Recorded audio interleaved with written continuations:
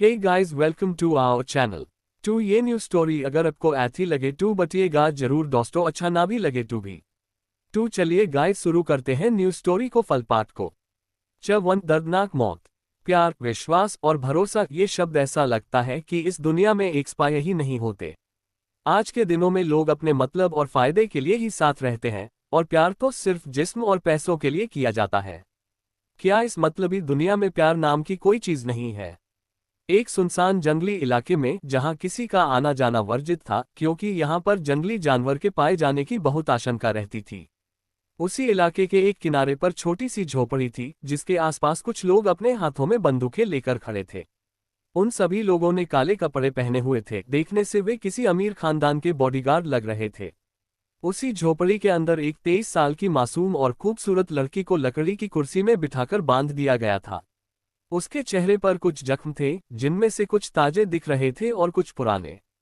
वह लड़की इस समय हल्की बेहोशी की स्थिति में थी। पिछले 5 दिनों से वह इसी झोपड़ी में कैद थी। कुछ न खाने पीने की वजह से वह बहुत कमजोर हो गई थी। उसकी हरी हरी आंखें, जो किसी को भी अपना दीवाना बना सकती हैं, उन आंखों में अपनी रिहा की आरजू और दर्द दिखाई देता है। उसके अंदर बोलने की क्षमता नहीं थी, लेकिन फिर भी वह भगवान से प्रार्थना कर रही थी कि कोई मसीहा आए और उसे इस नरक से बचा ले। तभी उस झोपड़ी का दरवाजा खुलता है और एक 27 साल का आदमी अंदर आता है। उस लड़की को उस हालत में देखकर उसके चेहरे पर एक शैतानी मुस्कान थी, मानो उसे ये सब पता हो। किसी की प्रेजेंस महसूस करके वो लड़की की कोशिश करते हुए अपना चेहरा ऊपर की ओर उठाती है, और उस आदमी को देखते ही उसकी आंखों में चमक, खुशी का प्रकटीकरण होता है। उसने अपने टूटे फूटे शब्दों में कहा, समर, तुम आ गए, मुझे पता था तुम मुझे बचाओगे। प्लीज मुझे यहाँ से चलो। उस लड़की ने अपने सामने खड़े शख्स समर को देखते हुए कहा। उसे पूरा यकीन था कि समर उसे बचा लेगा। आखिर वह उसका पति और उसके होने वाले बच्चे का बाप है। कि तभी समर ने उसकी उम्मीदों पर पानी फेरते हुए कहा, किसने कहा कि मैं तुम्हें बचाने आया हूं? समर के ऐसे बातें सुनकर उस लड़की के दिल में एक टीस उठी। उसे समझ नहीं आया कि समर उससे ऐसे बात क्यों कर रहा है। वह अपनी सवालिया नजरों से समर को देखने लगी, क्योंकि वह ज्यादा बोल नहीं पा रही थी। तभी उसे हील की टक टक की आवाज आती है। उसने देखा कि सामने उसकी बड़ी कजिन समायरा खड़ी थी, जिसने इस वक्त लाल साड़ी, गले में मंगलसूत्र और माथे पर सिंदूर लगाया हुआ था। उसे देखकर ऐसा लग रहा था कि वह अभी अभी शादी की है। वह लड़की उन दोनों को इस तरह देखकर समझ नहीं पा रही थी। उसने कहा, दी, आपने शादी कर ली? उस लड़की की बात सुनकर समायरा ने मुस्कुराते हुए समर के हाथों को पकड़कर खड़ी हो गई और बोली, हाँ मेरी प्यारी छोटी बहन, मैंने शादी कर ली। और पता है किससे? तुम्हारे पति से। समायरा की बात सुनते ही मानो उसे एक बहुत बड़ा झटका लगा हो। उसे विश्वास नहीं हुआ, आखिर समर उसके साथ इतना बड़ा धोखा कैसे कर सकता है। वह अपनी लड़खड़ाती हुई आवाज में समर से बोली, समर, ये सब क्या है? प्लीज मुझे बताओ, क्या दी जो बोल रही है वह सच है? हाँ, तुम जो सुन रही हो, जो देख रही हो, सब सच है, समर ने समायरा के कमर में हाथ डालते हुए कहा। समर की हरकत और उसकी बातें उस लड़की को किसी कांटे की तरह चुभ रही थीं। आखिर उसका पति उसी की बड़ी बहन से शादी के चुका है। उसके ऊपर क्या बीत रही है, ये सिर्फ वही जान सकती है। उस लड़की के आंसू किसी झरने की तरह बहने लगे। वह बहुत हिम्मत बटोरकर रोते हुए समर से बोली, तुम ऐसा कर सकते हो मेरे साथ? तुम मुझसे प्यार करते थे ना? मेरे बारे में न सही, कम से कम हमारे बच्चों के बारे में ही सोच लेते। क्यों समर, तुमने क्यों किया मेरे साथ ऐसा? फिर समायरा की तरफ देखते हुए, और दी, आपको शर्म नहीं आई? अपनी बहन के पति के साथ शादी कर ली। आखिर क्यों आप दोनों ने मुझे इतना बड़ा धोखा दिया? उसकी आंखों से आंसू रुकने का नाम नहीं ले रहे थे। वह भी यही विचार कर रही थी कि ये जो सामने है वो सिर्फ एक सपना हो। लेकिन तभी उसे अपने बालों में बहुत तेज दर्द होता है, क्योंकि समर ने उसके बालों को बेदर्दी से पकड़कर पीछे खींच दिए थे और उससे नफरत और गुस्से से बोला, जुबान बहुत चलने लगी है तेरी, और ये जो हमारा बच्चा कर रही है, वो मेरा बच्चा नहीं है। ये बच्चा तो उस रिधान का है, क्योंकि तेरे साथ उस दिन मैं नहीं था, बल्कि रिधान सोया था। समर के मुंह ऐसे बात सुनकर उस लड़की का दिल धड़कना बंद हो चुका था। आखिर वह कैसे अपने पति को पहचान नहीं पाए, उससे इतना बड़ा धोखा। वह आगे कुछ सोच पाती उससे पहले ही समायरा उसके करीब आकर एक तिरछी मुस्कान देते हुए बोली, अभी तो कुछ नहीं है, ये तो सिर्फ एक ट्रेलर है। मैं तुम्हें पूरी पिक्चर बताती हूँ, वो क्या है ना। इंसान को मरने से पहले सच बताना जरूरी होता है, वरना वो मरने के बाद एक बुरी आत्मा बनकर भटकेगा और मैं नहीं चाहती मेरी प्यारी बहना इस तरह से भूत चुड़ैल बनकर भटको। समायरा ने कहा और हंसने लगी। वही वो लड़की कभी अपने पति समर को देखती और कभी समायरा को उससे उम्मीद नहीं थी कि ये दोनों उसे इस तरह से धोखा देंगे। चलो शुरू से शुरुआत करते हैं। सबसे पहले ये कि समर ने तुमसे शादी इसलिए नहीं की कि वो तुमसे प्यार करता है, बल्कि इसलिए कि ताकि हम तुम्हारी प्रॉपर्टी पर अपना कब्जा कर ले। और देखो यही हुआ, तुमसे शादी करने के बाद हमने तुम्हारी प्रॉपर्टी हड़प ली और तुम्हें एक नौकर की जिंदगी जीने दी। तुम समर के प्यार में इतनी पागल हो चुकी थी कि सब कुछ खुशी खुशी सहने लगी। तुम्हें तो वो रिधान भी गलत लगने लगा। और देखो हमने तुम्हारे दिमाग में जो भरा वही तुमने माना और बेचारे उस रिधान को जान से मार दिया। वो लड़की अभी तक ये सब सुनकर समायरा की तरफ देख रही थी। उसकी आंखें आंसुओं से लबालब भरी थीं। कुछ भी कहने की उसमें हिम्मत नहीं बची थी। लेकिन क्या करती बेचारी। आज उसे वो सच पता चल रहे थे जिसके बारे में उसने पहले कभी सोचा भी नहीं था। तभी उसे समर की बात सुनाई दी। तुम्हें पता है, उस रात मैंने ही तुम्हारे ड्रिंक में ड्रग मिलाया था और मिस्टर ओबरॉय को तुम्हें एक रात के लिए बेचना चाहता था। तुम्हारे बदले वो मुझे पूरे 1 करोड़ रुपए देने को तैयार थे। लेकिन उस रिधान ने तुम्हें बचा लिया और तुम उस रात उसके साथ थी। इसलिए मैंने तुम्हारे मन में उस रिधान के खिलाफ गलत फहमी भर दी। उस दिन उसे सारा सच पता चल गया था और मैं उसे मारने वाला था। लेकिन तुम आ गई और तुमने उसे जान से मारकर मेरा काम आसान कर दिया। समायरा आगे बात कंटिन्यू करते हुए बोली, वो बेचारा कहता गया कि वो बेकसूर है, लेकिन तुमने उसकी एक नहीं सुनी। चलो अच्छा किया, वैसे भी वो हमारे किसी काम का नहीं था, हमारे काम की तुम थी माही अग्रवाल। उस लड़की यानी माही के आंखों से आंसू बहते हुए जा रहे थे। वह रोते हुए बोली, तुम दोनों ने सिर्फ पैसे के लिए मेरे साथ इतना बड़ा गेम खेला और मुझे बर्बाद किया। और समर, तुमने तो बहुत वादे किए थे, वो सब तोड़ दिए। आखिर ऐसी क्या गलती थी मेरी। माही लगातार रो रही थी। उसे बहुत अफसोस हो रहा था। तभी समर ने कहा, अब ये रोना धोना वाला ड्रामा बंद करो, क्योंकि अब तुम्हारे जाने का समय आ गया है और हम दोनों की खुशियां आने का क्यों स्वीट हार्ट। समर ने समायरा को माही के सामने किस किया और वहां से बाहर चला गया। उसके जाने के बाद झोपड़ी में जोर का धमाका होता है और वो झोपड़ी अब आग की लपटों में थी। अंदर से माही की चीख लगातार सुनाई दे रही थी। माही की वो दर्दनाक मौत, उसकी चीखें मनाओ जंगल के कोने कोने में गूंज रही थी। मैं तुम लोगों को नहीं छोड़ूंगी। अगर भगवान ने मुझे दोबारा मौका दिया तो मैं तुम दोनों को किए की सजा दूंगी और वो सारे बदले लूंगी। वो हर एक दर्द तुम्हें दूंगी जो तुमने मुझे दिया। माही खुद से बोलते हुए अपने माइंड शुरू से लेकर सब सोचने लगी। उसके दिमाग में एक फिल्म की तरह सब चल रहा था। कुछ वक्त बाद उसकी आंखें हमेशा के लिए बंद हो चुकी थीं और वो झोपड़ी अब राख में बदल चुकी थी। चट्टू एक नई शुरुआत, माही का रिधान की साइड लेना। मुंबई के सबसे पॉश इलाके में जहां पर दुनिया के बिलियनियर और बिजनेसमैन रहे थे, वहीं पर एक सबसे बड़े विला में जो बाकी विला की अपेक्षा में बहुत बड़ा और खूबसूरत था, ग्रे ब्लैक और व्हाइट थीम में रंगा हुआ वो विला सबसे अलग और आकर्षक लग रहा था। वो चारों तरफ से गार्डन और पेड़ पौधे से कवर था। उस विला में एक बड़े से आलीशान मास्टर बेडरूम में ये बेडरूम बड़ा लग्जरियस और खूबसूरत था। रूम से अटैच्ड बड़ा सा बाथरूम जिसमें बाथटब और शावर के लिए अलग अलग जगह थी, वहीं उसी रूम से जुड़ी एक वॉक इन क्लोजेट थी और सबसे खास पार्ट वो थी रूम की बालकनी, जिससे सामने सनसेट का नज़ारा बहुत ही खूबसूरत और मनमोहक लगता था और वहां से नेचर की खूबसूरती भी पता चलती थी। उसी रूम के बड़े से किंग साइज बेड में एक 20 साल की खूबसूरती सी लड़की बेहोश लेती हुई, उसके हाथों के ग्लूकोज की ड्रिप लगी थी और माथे में पट्टी। उसका गोरा बेदाग रंग उस ब्लैक कलर की बेड शीट में खिल रहा था। उसने इस वक्त ब्लैक कलर का मैक्सी गाउन पहना हुआ था। उसके लंबे काले बाल पिलो पर फैले हुए थे।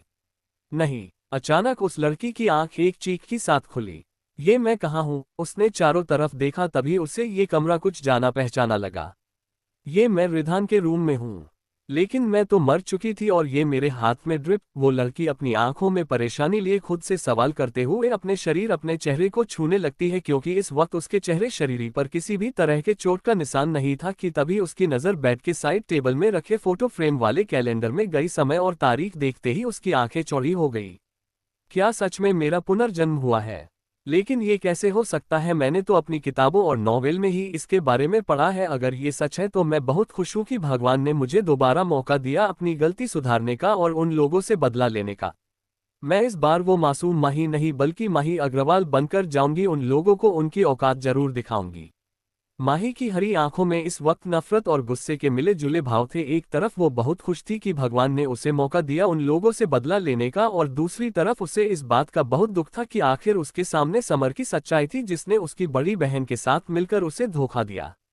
माही ने रूम के चारों तरफ देखा और याद करने लगी कि वो अपनी जिंदगी के लगभग 2 साल 6 महीने पहले वापस आ चुकी है। ये यही समय था जब वो कॉलेज से सीधा समर के लिए उसका बर्थडे गिफ्ट लेने मॉल जा रही थी। वो इस वक्त अपने मोबाइल में समर के लिए गिफ्ट ऑप्शन देखने में बहुत बिजी थी कि रोड क्रॉस करते हुए उसे सामने से आती हुई कार नहीं दिखी और उसका एक्सीडेंट हो जाता है। ये तो शुक्र था कि उस कार वाले ने इमरजेंसी ब्रेक लगा दी, इसलिए माही को ज्यादा चोट नहीं आई थी, उसे सिर्फ माथे में थोड़ी चोट आई थी। तभी कार से रिधान निकलता है और उसने जैसे ही माही को देखा वो तुरंत उसे अपने घर ले आता है और उसका ट्रीटमेंट करवाता है।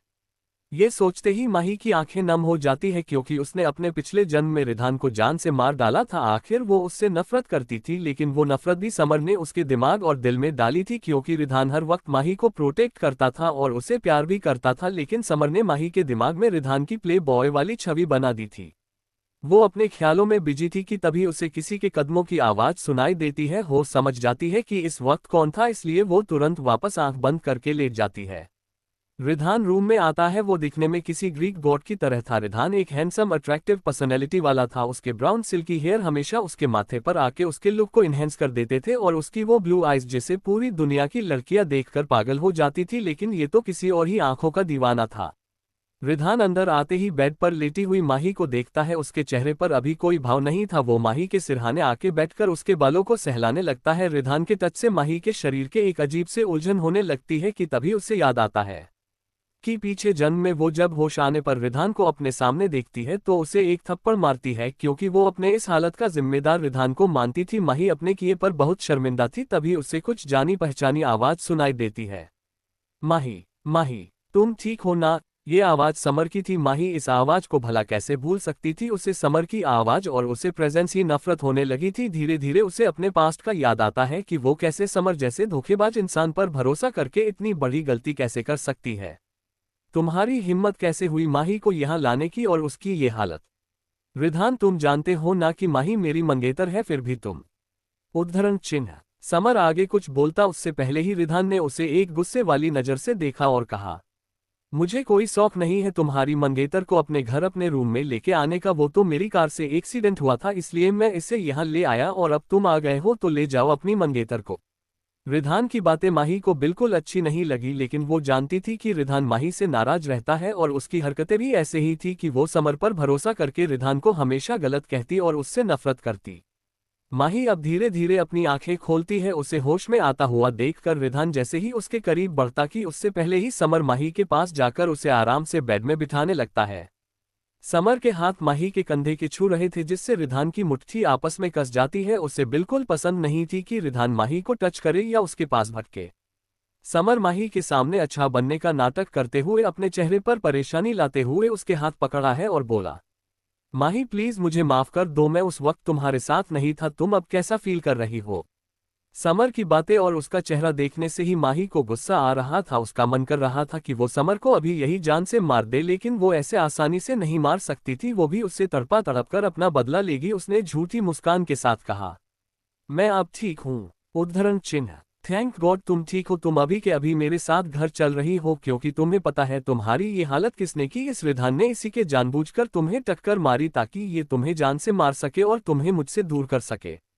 समर की बात सुनकर माही को यकीन हो रहा था, क्योंकि वो हर वक्त रिधान और बाकी सबके लिए ऐसे ही भड़काया करता था। वही रिधान जब उसकी मुंह से ऐसे बात सुनता है तो उसका पारा हाई हो जाता है, लेकिन वो माही के सामने कोई तमाशा क्रिएट नहीं करना चाहता था, इसलिए उसने अपने गुस्से को काबू करना ही ठीक समझा। वही माही जैसे ही रिधान को देखती है तो उसकी आंखों में गुस्सा देखकर समझ जाती है। वही समर तो खुश था कि एक बार फिर वो माही को रिधान के खिलाफ करने में जीत गया, लेकिन उसकी ये जीत ज्यादा देर तक टिकी नहीं रही, क्योंकि माही ने कहा, नहीं, इसमें रिधान जी की कोई गलती नहीं है, बल्कि वो मैं ही थी जो उनकी कार के सामने आ गई और उन्होंने तो सही समय पर मेरी जान बचाई है। थैंक यू रिहान जी। उद्धरण चिन्ह। माही की बातें समर और रिधान दोनों को कंफ्यूज कर चुकी थी। समर अपने माइंड में सोचने लगा, ये अचानक इसे क्या हुआ? कल तक तो ये मेरी सारी बात मानती थी और आज अचानक से रिधान की बड़ाई कही। इस रिधान ने कुछ किया तो नहीं? वही माही की बातें सुनकर रिधान भी अपने मन में सोच रहा था। कल तक मुझे नफरत करती थी और बेइज्जत करने का एक मौका नहीं छोड़ती थी, और आज रिधान जी इतनी रिस्पेक्ट के साथ बात कर रही है। लगता है चोट के साथ साथ इसकी मेमोरी में फर्क पड़ा है, बुद्धू कहीं की। समर ने माही की बात पर कहा। उद्धरण चिन्ह। पर तुम ऐसा कैसे कह सकती हो? तुम भूल गई क्या कि ये रिधान ने ही तुम्हें जान से मारने की कोशिश की थी? समर आगे कुछ कहता उससे पहले ही माही साफ लफ्जों में बोली, समर प्लीज, उस वक्त मैं मौजूद थी और मुझे पता है कि मेरी गलती है क्योंकि मैं अपने फोन के बिजी थी, इसलिए बार बार किसी पर इल्जाम मत लगाओ और मुझे यहाँ नहीं रहना प्लीज, मुझे मेरे घर तक ड्रॉप कर दो चलकर।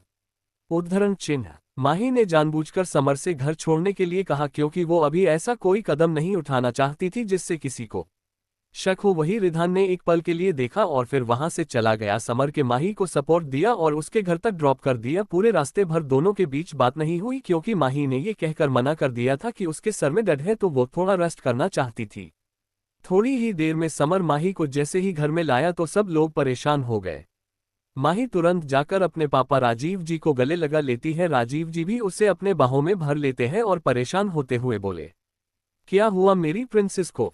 कुछ नहीं पापा, बस थोड़ी सी चोट है, माही ने कहा और फिर अपने मम्मा सिया जी के गले लग गई। सबसे मिलने के बाद वो अपने रूम में चली गई क्योंकि उसे आराम करना था। चौथी शादी की शर्तें। माही की नफरत और गुस्सा। रात का वक्त था। माही ने डिनर अपने कमरे में ही मंगा लिया था क्योंकि वो अभी अपनी माँ और पापा का सामना नहीं करना चाहती थी। वो अपने कमरे में बिस्तर पर लेट हुई थी और शुरू से लेकर अब तक जो उसके साथ हुआ वो सब कल्पना कर रही थी। कैसे कैसे समर ने उसे बेवकूफ बनाया और वो बेचारी उसके प्यार में इतनी और थी कि उसकी बातों पर विश्वास कर लिया। जब से उसका पुनर्जन्म हुआ था उसके दिमाग में बार बार समर और समय के लिए नफरत बढ़ती जा रही थी। तभी अचानक से उसका हाथ उसके पेट में चला जाता है। हमारा बच्चा। माही की आंखों के सामने रिधान का चेहरा घूमने लगता है। माही को इस बात से खुशी हुई थी कि वो समर के बच्चे की मां नहीं बल्कि बालक रिधान के बच्चे की मां बनने वाली थी। माही लेते लेते ही रिधान के ख्वाबों में खोई हुई थी। वो अपनी पिछली जिंदगी के बारे में सोच रही थी कि जब जब समर उसे भड़काने की कोशिश करता था या फिर उसे चोट पहुंचाने की तो रिधान हमेशा दीवार की तरह उसके सामने आ जाता था। बल्कि रिधान ने माही को कई बार समर और समायरा की सच्चाई बताने की कोशिश की है, लेकिन माही इतनी मासूम और भोली थी कि वो समर की बातों में आसानी से आ जाती थी। माही अपने ख्यालों के बिजी थी कि उसके दिमाग में अचानक से प्लान आता है और वो बहुत खुश हो गई। वो तुरंत उठी और अलती पलती मारकर बैठ गई। उसकी खुशी की चमक उसकी आंखों में दिख रही थी। ये चीज मैंने पहले कैसे नहीं सोचा? काश मैं उस समर के पीछे न पड़कर रिधान जी का मैरिज प्रपोजल एक से पेट कर लेती तो आज मैं कितनी खुश थी। फिर कुछ सोचते हुए, वैसे अभी भी ज्यादा लेट नहीं हुआ है, मैं अभी भी रिधान जी से बात कर सकती क्योंकि मुझे समर और उस कमीनी नागिन बहन से बदला लेना है तो मुझे रिधान जी से शादी करनी होगी। ये सब सोचते हुए उसने तुरंत अपना मोबाइल उठाया और कॉन्टैक्ट लिस्ट में जाकर रिधान का नंबर ढूंढने लगती है, लेकिन अफसोस उसने तो रिधान का नंबर सेव ही नहीं किया था। लेकिन तभी उसके दिमाग एक बात आती है। वो तुरंत उठकर अपने स्टडी टेबल की तरफ जाती है और पर्स में कुछ ढूंढने लगती है। तभी उसे रिधान का विजिटिंग कार्ड मिला जिसमें उसके पीए का नंबर था। ये देख उसके चेहरे पर बड़ी स्माइल आ गई। वो वापस बेड में बैठते हुए रिधान के पीए नील को कॉल करने लगती है। रात के करीब अभी 12 बजे थे तो 2 से 3 रिंग जाने के बाद ही उधर से नील ने कॉल पिक किया। हेलो कौन? उद्धरण चिन्ह। हेलो नील, मैं माही बोल रही हूँ। माही अग्रवाल, माही ने कुछ सोचते हुए कहा। उसकी बात सुनकर नील अपने सामने बैठे रिधान को देखने लगा जो इस वक्त अपने लैपटॉप की मीटिंग अटेंड कर रहा था। तो कभी फोन को उसे बिलीव ही नहीं हो रहा था कि माही उसे कॉल कर सकती। वो अच्छे से जानता था कि माही और रिधान के बीच कैसा रिश्ता है। उसे कोई जवाब न देता हुआ देखकर माही ने दोबारा से कहा, हेलो आप सुन रहे हैं ना?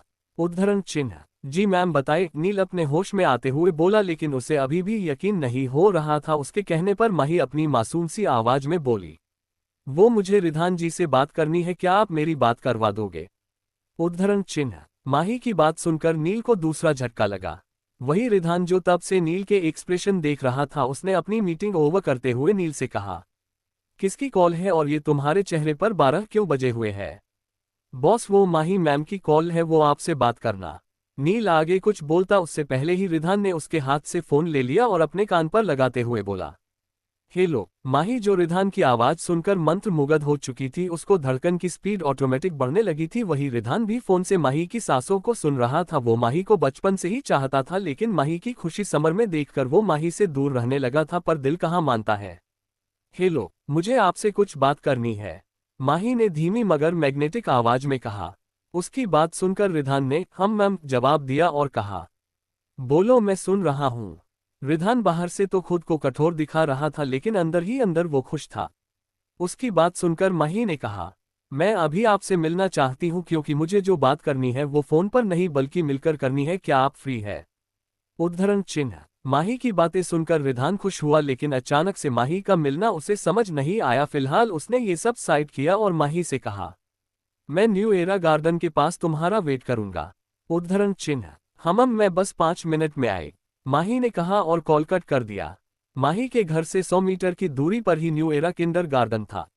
माही जल्दी से अपनी स्लीपर पहनती है और चुपके से घर से निकलती है। उसने पहले अपने मॉम डैड का रूम देखा तो उसके मम्मा पापा आराम से सो थे और घर में भी सब लोग अपने अपने रूम में सो रहे थे। वो चुपके से घर के बाहर निकलती है और चली जाती है लेकिन समायरा ने उसे घर से बाहर निकलते हुए देख लिया था। ये इतनी रात को चोरों की तरह घर से क्यों निकल रही है? क्या मुझे इसका पीछा करना चाहिए? लेकिन इतनी रात को जाएगी कहाँ? समायरा के दिमाग में यही चल रहा था। उसका मन नहीं माना इसलिए वो भी माही का पीछा करने के लिए तैयार हो जाती है। वहीं माही बड़ी स्पीड में रिधान की कार के पास पहुंचती है और रिधान को ड्राइविंग सीट में बैठा हुआ देखकर माही पैसेंजर सीट कर दरवाजा खोलकर बैठ जाती है और कार स्पीड से निकल लेती है। वही समायरा ने माही को कार में बैठता हुआ देख लिया था लेकिन अंधेरा होने की वजह से वो कार पहचान नहीं पाई। ये माही इतनी रात में किसके साथ जा रही है और ये कार किसकी है? समायरा अपने दिमाग में ये सब लाते हुए वापस अपने घर आ जाती है। दूसरी तरफ कार में रिधान ड्राइव कर रहा था। उसने आज सिंपल ब्लैक टी शर्ट और ब्लैक लोअर पहन रखी थी बट उसके चेहरे पर कोई इमोशन नहीं था, हमेशा की तरह सख्त और आकर्षक। लेकिन उसकी नज़र बार बार अपने बगल में बैठी माही पर जा रही थी जो इस वक्त अपने डोरेमोन वाले नाइट सूट में किसी क्यूट बेबी डॉल की तरह लग रही थी। उन दोनों के बीच अभी कोई बात नहीं हो रही थी। कार में पूरी तरह से शांति थी। कुछ देर तक ऐसे ही ड्राइव करने के बाद रिधान के हाईवे साइड किनारे कार रोकी और माही की तरफ देखते हुए बोला, तुम यहाँ सच में बात करने आए हो या फिर मेरा टाइम वेस्ट करने? रिधान की बातें सुनकर माही ने उसकी गहरी नीली आंखों की तरफ देखा और कहा, मुझे आपसे बात करनी है, वो भी बहुत जरूरी। उद्धरण चिन्ह। तो इतनी देर से मुंह में दही जमा कर क्यों बैठी हो या फिर आज दिन में फेविकोल खाया है क्या जो तुम्हारी जबान खुल नहीं रही है? रिधान को माही की चुप्पी बर्दाश्त नहीं हो रही थी। उसकी ऐसे बातें सुनकर माही कहाँ चुप बैठने वाली थी। उसने अपनी लिटिल फिंगर रिधान की तरफ पॉइंट करते हुए मासूमियत से कहा, आप इस तरह से मुझसे बात नहीं कर सकते हैं। मैं तो यहाँ आपको एक अच्छी न्यूज देने आई थी और आप मुझसे गुस्सा दिखा रहे हैं। माही के चेहरे पर गुस्से के साथ मासूमियत वाला कॉम्बिनेशन देख रिधान पिघल रहा था, फिर भी वो अपने आप को सख्त बनाते हुए बोला, अब बोलोगी क्या बात करनी है? मैं आपका प्रपोजल एक्सेप्ट करती हूँ, माही ने कहा और अपनी नजरें झुका ली क्योंकि उसे कहीं ना कहीं शर्म भी आ रही थी। उसकी बात सुनकर रिधान को समझ नहीं आया लेकिन जैसे ही उसने ध्यान दिया कि माही ने अभी अभी कहा क्या, वो हैरानी से माही की तरफ देखते हुए बोला, तुम ऐसा मजाक करने मेरे साथ आए हो? माही, तुम्हें आइडिया भी है कि मैं इतनी इंपॉर्टेंट मीटिंग छोड़कर तुम्हारा ये मजाक सुनने आया हूँ? मैं मजाक नहीं कर रहे ही रिधान जी, मैं सच में आपसे शादी करना चाहती हूँ। मैं उस समर से शादी नहीं करना चाहती क्योंकि वो एक नंबर का धोखेबाज इंसान है। उसे मुझसे नहीं, मेरे पैसे प्रॉपर्टी से प्यार है। माही की आंखें गुस्से से अंगारे उगल रही थी। उसकी ऐसे बातें सुनकर रिधान अभी अभी शौक में था। अचानक से माही को क्या हुआ जो कल तक समर नाम की माला जपते रहती थी और आज अचानक से इतना बड़ा परिवर्तन? मुझे बेवकूफ समझा है क्या? जरूर उस समर के साथ प्लानिंग करके आए हो ताकि फिर से कोई नया एलिगेशन लगा कर मुझे जलील कर सको। रिधान ने गुस्से में कहा क्योंकि माही हमेशा से अपनी नफरत के आगे ऐसे ही करती थी। वही माही ने जब रिधान की बात सुनी तो उसकी आंखें नम हो गई। वो अच्छे से समझ रही थी कि यहाँ उसकी गलती है लेकिन वो इस वक्त कमजोर नहीं पड़ना चाहती थी। उसने रिधान से कहा, मैं अपने मम्मा पापा की कसम खाकर कहती हूँ कि मैं आपसे शादी करना चाहती हूँ। मैं अब पहले जैसे नहीं रही, मैं बदल चुकी हूँ और इस बदलाव की वजह मुझे समर और समायरा की सारी सच्चाई पता चल गई है। मैं उन दोनों से बदला लेना चाहती हूँ और वैसे भी दादाजी की विल के हिसाब से मुझे अगले महीने शादी करनी ही होगी, तो मैं उस समर से नहीं बल्कि आपसे शादी करना चाहती हूँ, माही ने रिधान की आंखों में देखते हुए कहा। रिधान को माही की आंखों में सच्चाई पता चल रही थी। अगर आपको अभी भी यकीन नहीं है तो कोई नहीं, मत करिए शादी, वैसे भी आने वाले समय में आपको खुद पता चल जाएगा। फिलहाल मुझे घर छोड़ दीजिए, माही ने कहा और खिड़की से बाहर की तरफ देखने लगी। तभी उसके कानों में रिधान की आवाज पड़ी, कल सुबह 10 बजे तैयार रहना, मैं मैरिज रजिस्टर ऑफिस के बाहर मिलूंगा। रिधान की बात सुनकर माही के चेहरे पर स्माइल आ गई। वो खुशी खुशी रिधान से बोली, उद्धरण चिन्ह, थैंक यू सो मच। मैं आपसे एक और बात कहना चाहूंगी, वो ये कि जब तक मैं समर और समायरा का सच अपने मम्मा पापा के सामने न ला पाऊं तब तक ये शादी सीक्रेट रखनी पड़ेगी और मेरी कुछ शर्त भी है, क्या आप मानोगे? तारांकन, हम बोल लो, रिधान ने कहा, लेकिन वो माही से शादी करने के लिए खुश था। पहली शर्त ये कि हम दोनों ये शादी छुपा कर रखेंगे।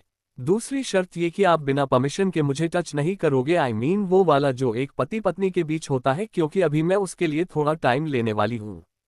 उद्धरण चिन्ह, माही की दूसरी शर्त सुनकर रिधान की भौहें आपस में सिकुड़ गई। क्या ये लड़की मुझे थरकी समझती है क्या, जो ऐसे फालतू की शर्तें रख रही है? उद्धरण चिन्ह, और कोई बची है वो भी बता दो, रिधान ने घूरते हुए कहा। हाँ, तीसरी ये कि अब हम दोनों की शादी हो जाएगी तो आप किसी भी दूसरे लड़की की तरफ नहीं देखोगे, ना किसी तरह का अफेयर। वो आगे कुछ बोलती उससे पहले ही उसे रिधान की आवाज सुनाई दी। तुम मुझसे समझती क्या हो? मैं तुम्हें कोई प्ले बॉय लगता हूँ क्या? उद्धरण चिन्ह, मैंने ऐसा नहीं कहा, बल्कि लोग आपके बारे में ऐसा बोलते हैं। फिलहाल लोगों की बातों पर मुझे भरोसा नहीं है, पर फिर भी आप इतने हैंडसम हैं तो लड़कियों की नियत डोल जाती है, इसलिए मैं आपको चेतावनी दे रही हूँ। माही की मुंह से खुद की तारीफ सुनकर रिधान का दिल जोर से धड़कने लगा। वो सच में बहुत हैंडसम है। रिधान आगे अपनी बात पूरी करता हुआ बोला, मेरी भी एक शर्त है। जी कहिए, माही ने बड़े ही प्यार से कहा। तुम अपने बीवी वाले सारे फर्ज निभाओगी, जैसे मेरे लिए खाना बनाना, नहाने से पहले मेरे कपड़े निकालना, मेरी बातें सुनना, मानना और। उद्धरण चिन्ह, हाँ मैं समझ गई, मुझे आपकी शर्त मंजूर है।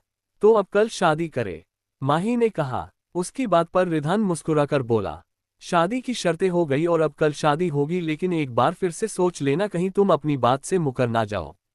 उद्धरण चिन्ह डॉट, मैं माही अग्रवाल अपनी बात से कभी नहीं मुकरती, मैं कल टाइम पर आ जाऊंगी। अब घर चले, क्योंकि अगर किसी ने देख लिया तो फिर मैटर खराब हो जाएगा। माही की बात पर रिधान ने अपना सर हाँ में हिलाया और कार माही के घर की तरफ मोड़ ली। चफ और माही और रिधान की शादी। कसक को माही का सच पता चला। सुबह हो चुकी थी। माही अपने रूम में इस वक्त रेडी हो रही थी। आज उसके चेहरे पर एक जीत की मुस्कान थी, वही उसका दिल भी आज सुबह से उससे बगावत कर रहा था। उसने आज रेड कलर का अनारकली सूट पहना हुआ था जिसमें उसका गोरा रंग खिल रहा था। वो अपने बालों को खुला छोड़कर क्लचर की हेल्प से बांध लेती है। तभी उसके रूम में सियाजी आती है। माही को आज इस ड्रेस में देखकर सियाजी हैरानी से बोली, माही बेटा आज कुछ खास है क्या? तुमने आज सूट पहना हुआ है? नहीं मम्मा, बस वो आज कॉलेज में एनुअल फंक्शन के लिए डांस प्रैक्टिस करना है इसलिए, माही सियाजी से प्यार से बोली। सियाजी माही को देखती है जो बहुत खूबसूरत लग रही थी। वो अपने आंखों से काजल का काला टीका लेकर माही के कान के पीछे लगाते हुए बोली, मेरी बच्ची को नजर ना लगे। अच्छा सुनो, मैं तुम्हें ये बताने आई थी कि आज हम सबको समर के घर जाना है डिनर पर, तुम शाम को रेडी रहना। सियाजी ने कहा तो माही ने उनकी बात पर हाँ में सर हिला दिया तो सियाजी वहां चली गई, लेकिन माही शांत नहीं बैठने वाली थी। उसके दिमाग में कुछ चल रहा था, वो आज की रात ऐसे ही नहीं जाने देने वाली थी। फिलहाल मैं अपनी शादी पर फोकस करती हूँ, फिर रात की प्लानिंग करूंगी, माही ने खुद से कहा। तभी उसे याद आया कि उसे अपनी बेस्ट फ्रेंड कसक को मानना है, क्योंकि पिछले जन्म के अकॉर्डिंग उसने समर के लिए अपनी खास दोस्त कसक से भी लड़ाई कर ली थी और हमेशा हमेशा के लिए अपनी दोस्ती खत्म कर दी थी। उसने अपने फोन एक मैसेज लिखा, कसक मेरी जान, मैं जानती हूँ कि तू मुझसे गुस्सा है, पर इस वक्त मुझे तुम्हारी बहुत जरूरत है। मुझे 10 बजे मैरिज रजिस्टर ऑफिस के सामने मिलना। तुम्हें हमारी दोस्ती की कसम और मेरी कसम मिलने के बाद मैं तुम्हें सब कुछ बता दूंगी, पर प्लीज आ जाना। इतना लिखने के बाद माही के कसक को सेंड कर दिया और खुद को होप देते हुए बोली, सब ठीक होगा माही, अब वक्त आ गया है उन लोगों को उनकी औकात दिखाने का। उद्धरण चिन्ह, कुछ देर बाद मैरिज रजिस्टर ऑफिस के सामने माही की कार आकर रुकी। वो सबसे पहले कार से निकलती है और अपनी नजर चारों तरफ दौड़ाते हुए देखती है कि उसे एक साइड 21 साल की लड़की दिखती है जिसने इस वक्त ब्लू टॉप के साथ ब्लैक जीन्स पहनी हुई थी और हाथ में बैग लिया था। उसे देखकर माही जल्दी से उसकी तरफ जाती है और उसे गले से लगा लेती है। अचानक किसी के गले लगा लेने से कसक चौंक जाती है, लेकिन फिर माही को देखकर वो थोड़ा रिलैक्स होती है। वो माही से अभी भी नाराज थी, इसलिए उसने माही को गले नहीं लगाया।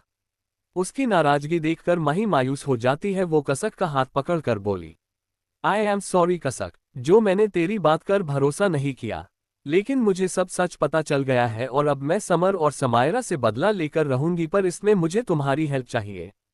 उद्धरण चिन्ह। माही की बात सुनकर कसक उसे घूर कर देखने लगी, जिससे माही को यकीन हो गया कि वो इतनी जल्दी माही की बातों के यकीन नहीं करने वाली। इसलिए उसने दोबारा से कसक को भरोसा देते हुए कहा, तुम्हें मुझ पर अभी ट्रस्ट नहीं है तो कोई बात नहीं, लेकिन तुम खुद देख लेना कि मैं बदल गई और मुझे तुम्हारी जरूरत है। फिलहाल तुम अंदर मेरे साथ चलो, मैं शादी करने जा रही हूँ। माही की शादी वाली बात सुनकर कसक अपनी आंखों से घूरते हुए माही से बोली, वाह माही, क्या गेम खेला। अभी मुझसे कह रही थी कि तू समर से बदला लेना चाहती है और अब तू उसी से शादी कर रही है। तू न गिरगिट से भी तेज रंग बदलती है। वही कसक की बता सुनकर माही अपने पर हाथ मरते हुए बोली, अरे पागल लड़की, मैं उस गधे समर से नहीं बल्कि उससे, रिधान की तरफ पॉइंट करते हुए कहा, शादी करने जा रही हूँ। कसक ने जैसे उधर देखा तो पाया कि रिधान इस वक्त ब्लैक कलर के बिजनेस सूट में अपने पीए नील के साथ खड़ा था। इस वक्त वो बहुत हैंडसम लग रहा था। उसने अपने नीली नीली आंखों पर ब्लैक कलर के शेड्स चढ़ाए हुए थे। उसे देखकर कसक चौंकते हुए बोली, रिधान ओबरॉय से, हाँ अब चल, तुझे पता है उनका वक्त कितना कीमती है, अगर हम जरा सा भी लेट हुए तो उनका मूड बदल सकता है। माही कसक का हाथ पकड़ती है और उसके साथ अंदर जाने लगती है। पर तूने अचानक रिधान से शादी करने का फैसला। कसक आगे कुछ बोलती उससे पहले ही माही ने कहा, बस ये शादी हो जाए फिर मैं तुम्हें आराम से सब सच बताऊंगी। प्लीज, माही रिक्वेस्ट करते हुए बोली, जिससे कसक ने हाँ में सर हिला दिया। कुछ ही देर में मैरिज का प्रोसेस चालू हो गया था। रिधान और माही ने कुछ पेपर पर साइन किया। रिधान ने अपने पॉकेट से एक डिब्बी निकाली जिसमें एक पेंडेंट था, उसे माही के गले में पहना दिया और हल्का सा सिंदूर लेके माही की मांग में भर दिया। कॉन्ग्रेचुलेशन सर एंड मैम, आज से आप दोनों हस्बैंड वाइफ हुए, नील ने बधाई देते हुए कहा। वही रिधान माही के करीब जाकर उसके माथे पर हल्की सी किस करते हुए उसके कान के पास जाकर बोला, मैं हमेशा तुम्हारे साथ रहूंगा और अब मुझसे दूर जाने का तुम्हारे पास कोई भी रास्ता नहीं है मिसेज ओबरॉय। मैं शादी का मतलब समझती हूँ मिस्टर ओबरॉय, आप निश्चिंत रहिए, मैं आपको छोड़कर कहीं नहीं जाने वाली। माही ने भी फुल एटीट्यूड में रिधान को जवाब दिया। उन दोनों की बातें और उन्हें इतना करीब देखकर नील और कसक दोनों को चक्कर आ रहे थे। थोड़ी देर बाद माही और कसक इस वक्त कॉलेज के ग्राउंड में बैठे हुए थे। माही ने अब तक की सारी बातें कसक को बता दी थी, यहाँ तक कि अपना पुनर्जन्म भी। उसकी बातें कसक को किसी फिल्मी दुनिया की तरह लग रही थी। उसने माही से कहा, तू मुझे इस वक्त किसी नॉवेल की हीरोइन लग रही है। वैसे मैं ये सब बातों पर ट्रस्ट नहीं करती हूँ, लेकिन तू कह रही है तो मैं एक बार तुझ पर भरोसा कर सकती हूँ। वैसे ये बता, तुझे जब समर और समायरा की सच्चाई पता चल गई है तो फिर तू डायरेक्ट जाकर अंकल आंटी से बता क्यों नहीं देती, और ये रिधान से शादी करने का फैसला, ये मुझे समझ नहीं आया। उद्धरण चिन्ह। कसक की बात सुनकर माही ने एक गहरी सांस भरी और कहा, वाई नहीं, ऐसे मैं तुरंत नहीं बता सकती। जैसे उन लोगों ने मेरे साथ किया है वैसे ही मैं भी उन दोनों के साथ करूंगी। और रही बात रिधान की, तो यार शादी तो मुझे करनी थी, तभी तो ये सारी प्रॉपर्टी बिजनेस मेरे नाम होता। तुझे पता है ना दादाजी ने विल में क्या लिखा है कि जब मैं शादी करूंगी तभी ये प्रॉपर्टी और बिजनेस मेरे नाम होगा, वरना सब ट्रस्ट में चला जाएगा, जो मैं बिल्कुल होने नहीं दूंगी। मैं अपने दादू और पापा की मेहनत को ऐसे पानी में नहीं बहने दूंगी।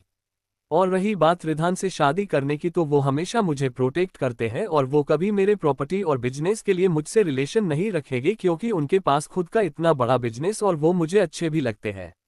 उद्धरण चिन्ह। माही लास्ट की लाइन बोलते बोलते ब्लश करने लगती है। उसे इस तरह से देखकर कसक उसके कंधे पर हल्का सा मरते हुए बोली, ओह हो मैडम ब्लश कर रही है, लगता है धीरे धीरे मैडम जी को हमारे रिधान साहेब से प्यार हो गया है। कसक की बात सुनते ही माही का दिल जोरों से धड़कने लगता है। तभी माही ने कसक से कहा, यार आज मॉम ने बताया कि समर के घर पर दिन है, तो तू भी मेरे साथ चल रही है, क्योंकि आज मैं समर को ऐसा मजा चखाऊंगी कि वो याद रखेगा। उद्धरण चिन्ह। इतना कहते हुए माही कसक के कान में कुछ प्लानिंग के बारे में बताती है, जिसे सुनकर कसक उसे कंफ्यूज्ड नजरों से देखते हुए बोली, आर यू श्योर माही, क्या ये काम करेगा? हम बहुत अच्छे से, बस अब आज रात का इंतजार है। माही की आंखों में के कॉन्फिडेंस दिख रहा था, अपना बदला लेने का जुनून। च5 रिधान का माही को किस करना, माही ने समर को दिया जवाब। रात के करीब 7 बज रहे थे। अग्निहोत्री परिवार समर के घर डिनर में जाने के लिए रेडी हो चुका। वो सब माही का इंतजार कर रहे थे, क्योंकि अभी तक रेडी होकर नहीं आई थी। तभी माही की दादाजी राजीव जी से बोले, बेटा माही को बहुत टाइम लग रहा है, कहीं वो भूल तो नहीं गई कि आज उसे हम लोगों के साथ जाना है? नहीं पापा, मैंने उससे कहा था, हो सकता है वो समर के घर जा रही है तो थोड़ा अच्छे से रेडी हो रही हो। आप तो जानते हैं ना माही को, वो समर को कितना मानती है, और ऐसे में उसके घर वालों के साथ डिनर के लिए तो थोड़ा उसे अच्छे से रेडी होना चाहिए। सिया जी ने दादाजी की बात सुनकर कहा। उनकी बात पर दादाजी और राजीव जी ने मुस्कुराते हुए अपना सर हाँ में हिला दिया, लेकिन वहां मौजूद 3 लोग बुरी तरह से चिढ़ गए। ये और कोई नहीं, माही की बड़ी मॉम, बड़े पापा और उनकी बेटी समायरा थी। वो तीनों माही से नफरत करते थे और माही के बड़े पापा संजीव जी अपने छोटे भाई राजीव से बहुत नफरत करते थे। वजह सिर्फ प्रॉपर्टी और पैसा था। वो कहते हैं ना, पैसा अच्छे अच्छे की औकात और उनकी जगह दिखा देता है। पैसा है तो सब कुछ है, अगर आपके पास पैसा है तो फिर दुनिया आपके कदमों में है। ये बात मेरे हिसाब से सच है, क्योंकि अभी तक मैंने जितने लोगों को देखा है इस हिसाब से पैसे ज्यादा मैटर करते हैं। फिलहाल आप सब अपना ओपिनियन देना मत भूलना। थोड़ी देर में माही सीढ़ियों से उतरते हुए अपने रूपपटे को संभालते हुए नीचे आ रही थी। जैसे ही उसे सबने देखा तो सबकी आंखें हैरानी से फैल गई थी। आज माही ने ब्लैक कलर का अनारकली सूट पहना हुआ जो फ्लावर प्रिंट था। उस सूट में माही बहुत ही खूबसूरत लग रही थी। माही ने ज्यादा मेकअप नहीं किया था, लेकिन उसने अपनी बेसिक पॉन्ड्स की क्रीम, स्विस ब्यूटी की न्यूड ओनियन शेड की लिपस्टिक, आंखों में काजल लगाया हुआ था, माथे में छोटी सी काली बिंदी, कानों में मीडियम साइज के झुमके, बालों को उसने साइड की मान करके खुले छोड़ रखे थे। माही इस वक्त किसी अप्सरा से कम नहीं लग रही थी। माही नीचे आती है तो सबको अपनी तरफ देखते हुए बोली, क्या हुआ, आप सब मुझे इस तरह से क्यों घूर रहे हैं? क्या मैं अच्छी नहीं लग रही हूं? अगर ऐसा है तो मैं अभी चेंज करके आती हूं। वो इतना बोलकर जैसे ही मुड़ने को होती है कि तभी सियाजी उसके कंधे से पकड़ उसे अपनी तरफ करती है और अपने आंखों से काजल लेकर उसके कान के पीछे लगाते हुए बोली, नहीं मेरी बच्ची, तुम आज बहुत खूबसूरत लग रही हो। ब्लैक कलर तुम पर बहुत खिलता है, मेरी बच्ची को किसी की नजर ना लगे। इतना कहते हुए माही के माथे को चूम लेती है, जिससे माही के चेहरे पर बहुत बड़ी मुस्कान थी। इस लड़की की किस्मत पता नहीं कैसे है, हर वक्त सबको अपनी तरफ आकर्षित कर लेती है। बस एक बार इसकी शादी समर से हो जाए, फिर मैं इसे इसकी औकात दिखाऊंगी। समायरा के फेशियल एक्सप्रेशन से पता चल रहा था कि वो माही की खूबसूरती से कितना जलती है। जहां सब माही की तारीफ कर रहे थे वहीं समायरा जलकर राख हो रही थी। उससे अब सहा नहीं गया तो बोली, चाची चाचू चले, क्योंकि हम ऑलरेडी लेट हो गए हैं माही की वजह से। उद्धरण चिन्ह, सॉरी दी, पर क्या करूं, समर मेरा मंगेतर है और मैं अपने ससुराल जा रही हूं, तो इस हिसाब से मुझे रेडी होने में टाइम लग गया। माही ने जानबूझकर समायरा से कहा, जिससे समायरा सुनकर गुस्से अपने हाथों की मुट्ठी बना लेती है। वही दादाजी सबको चलने के लिए कहते हैं। फिर सब लोग समर के घर डिनर के लिए निकल लेते हैं, क्योंकि उन्हें रास्ते में कसक को भी लिवाना था। 1 घंटे बाद अग्निहोत्री परिवार की कार आकर एक बड़े से महल नुमा विला या मेंशन के सामने आके रुकती है। माही पहले भी यहां आ चुकी थी, लेकिन आज पता नहीं क्यों उसे बहुत ही नर्वस फील हो रहा था। उसका दिल जोर से धड़क रहा था। उसे इस तरह से देखकर कसक ने उसका हाथ पकड़ा और कहा, क्या हुआ माही, तू इतना बेचैन क्यों हो रही है? उद्धरण चिन्ह, पता नहीं कसक, आज से पहले मुझे ऐसा फील नहीं हुआ, लेकिन आज पता नहीं क्यों। माही कहते कहते रुक गई, क्योंकि उसके जहन में रिधान का ख्याल आ गया। वही कसक भी समझ चुकी थी, उसके चेहरे पर स्माइल थी। वो बोली, ओ तो अब मैं समझी। वो क्या है ना, आज तुमने रिधान से शादी की तो उस हिसाब से आज तुम माही अग्रवाल बनकर नहीं, बल्कि मिसेज माही रिधान ओबरॉय बनकर अपने ससुराल जा रही, इसलिए तुम ज्यादा घबराओ ना, वरना जीजू इस तरह देखकर परेशान हो जाएंगे। कसक के कहने पर माही के गाल हल्के से लाल हो गए। वो कसक को आंख दिखती हुई अंदर जाने लगती है कि तभी उससे एक जानी पहचानी आवाज आती है, रुक जाओ। कहानी आगे बढ़ने से पहले थोड़ा समर और रिधान के बीच की फैमिली के बारे में जान लेते हैं। Ridhan Oberoi, business king of world, पूरी दुनिया गुस्से से कांपती है। हैंडसम तो इतने हैं कि आए दिन न्यूज में इनके बारे में, इनके अफेयर के बारे खबर छपती रहती है, लेकिन इनको उससे कोई फर्क नहीं पड़ता। दुनिया के नजरों में रिधान एक प्ले बॉय है, लेकिन असलियत में ऐसा कुछ नहीं है। रिधान अपनी फैमिली से बहुत अलग है, वो किसी से भी नहीं बोलता है।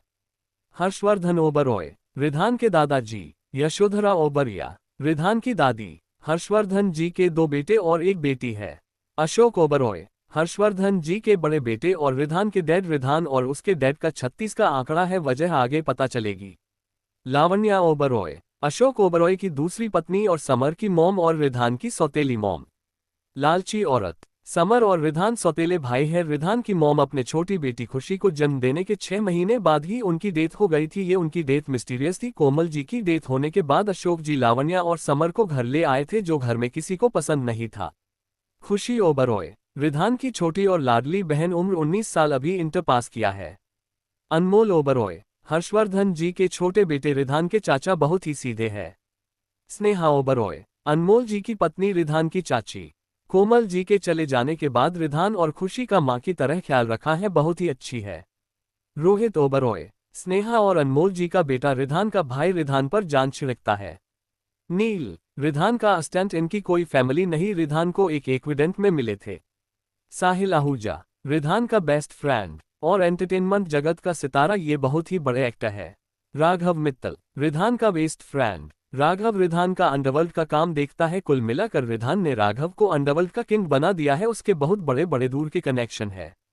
सुमेधा चौहान, रिधान की बुआ लालची और नकचरी, ये अपने मायके में ही रहती है, इनके हस्बैंड से इनकी नहीं बनती है। राजेश चौहान, सुमेधा के पति बहुत ही सीधे हैं, अच्छे हैं। प्रिया चौहान, सुमेधा और राजेश जी की बेटी एमबीए लास्ट ईयर है, बहुत ही अच्छी है, अपनी मां से जस्ट अपोजिट। तो ये थे मेरे कहानी के किरदार। अब आगे बढ़ते हैं कहानी में। माही जैसे ही सामने देखती है तो स्नेहा जी अपने हाथों में आरती की थाली लिए उसकी तरफ बढ़ रही थी। आप हमारे घर की बहू बनने वाली है तो हम ऐसे ही फीका फीका स्वागत थोड़ी करेंगे, स्नेहा जी ने कहा और प्यार से माही की आरती उतारने लगी। वही लावण्या तो बस मुंह बना कर देख रही थी। समर इस वक्त मौजूद नहीं था। माही अंदर आती है, सबसे पहले वो सबके पैर छूती है, फिर सबके साथ सोफे पर बैठी थी। तभी समर आता और सबसे पहले माही की फैमिली के पैर छूकर उन्हें ग्रीट करता है। फिर माही की तरफ प्यार से देखते हुए उसके हाथ को पकड़कर बोला, तुम आज बहुत खूबसूरत लग रही हो। मेरा मन कर रहा है कि अभी तुम्हें यहाँ से भागा कर ले जाऊं और शादी कर लूं। समर की चीप बातें सुनकर माही मन ही मन बोली, और मेरा मन कर रहा है कि मैं तुम्हें 6 महीने से बिना धुले हुए मुझे सुंघा कर तुम्हें अपनी 10,000 वाली जूती से इतना पीटूं कि तुम्हारी सारी बोलती बंद हो जाए। माही फीकी मुस्कान के साथ तुरंत अपना हाथ हटा लेती है और समर से कहती है, हाँ, भागते तो वो लोग हैं जो कुछ गलत करते हैं, लेकिन मैंने तो कुछ गलत किया नहीं, फिर मैं क्यों भला तुम्हारे साथ भागूं। माही के सीरियस जवाब सुनकर वहां बैठे सभी लोग माही को देखने लगे, क्योंकि माही ने आज से पहले ऐसे जवाब नहीं दिए। वही समायरा ने मुस्कुराते हुए कहा, माही से कहा, माही समर मजाक कर रहा है, तुम तो सीरियस हो गई। ओह अच्छा, मुझे तो पता ही नहीं था कि समर मजाक कर रहा है। इतना बोलकर वो हंसने लगती है। वही समर को माही का बिहेवियर बहुत अजीब लग रहा था, लेकिन वो कुछ नहीं कहता है। फिर वो राजीव जी के पास बैठ जाता है और उनसे कहता है, अंकल मैं बहुत खुश हूं कि आप लोग आए। मैं आपको बता नहीं सकता हूं कि मैं कितना खुशी, अब तो मुझे शादी का भी इंतजार नहीं हो रहा है। शादी का या फिर प्रॉपर्टी का। बड़ा आया दोगुला कनीना कुत्ता। माही मन ही मन समर को गाली देते हुए बोल रही थी और कसक के दिमाग भी यही चाल रहा था, वो भी समर को खूब कोस रही थी। तभी राजीव जी ने समर के कंधे पर हाथ रखते हुए कहा, वैसे तुम्हारी कंपनी का क्या हाल चाल है। उद्धरण चिन्ह, सब अच्छा है अंकल, बस हमें एक प्रोजेक्ट मिला है जिसमें हमें इन्वेस्टर की जरूरत है। अगर वो मिल जाए तो इस बार हमारी कंपनी की ग्रोथ बहुत होगी, समर ने कहा। रिधान के दादाजी ने सारी प्रॉपर्टी कंपनी सब कुछ रिधान के नाम कर दिया था, इसलिए समर ने अपनी खुद की एक कंपनी खोली थी जो कि हमेशा लॉस में आती जाती रहती है। वो माही से इसलिए शादी करना चाह रहा था कि क्योंकि माही के दादाजी ने सारी पैसा प्रॉपर्टी घर बिजनेस सब उसके नाम कर दिया था, जिससे समर को बहुत फायदा होता। आ गया अपनी असली औकात में। पिछले जन्म में तो तुमने मेरे पापा को खूब लूटा, लेकिन इस बार मैं नहीं लूटने दूंगी। ये सोचते हुए माही तुरंत बोली, चिंता मत करो समर, मुझे तुम पर पूरा भरोसा है। तुम्हें जरूर एक अच्छे इन्वेस्टर मिलेंगे और मुझे ये भी पता है कि एक दिन तुम अपनी मेहनत से अपनी कंपनी को बहुत ऊंचाई तक ले जाओगे। उद्धरण चिन्ह, वही समर जो राजीव जी से इन्वेस्ट करने की उम्मीद से बैठा हुआ था, वो माही की बात सुनकर उसका चेहरा फीका पड़ गया। फिर भी वो झूठी मुस्कान बरकरार रखते हुए बोला, थैंक्स माही, तुम मुझे बहुत समझती हो। उद्धरण चिन्ह, सिया जी चारों तरफ नजरें दौड़ाते हुए स्नेहा जी से बोली, स्नेहा रिधान कहीं नहीं दिख रहा है। रिधान का नाम सुनते ही माही का दिल वापस से अपनी हरकत करते हुए तेज से धड़कने लगता है।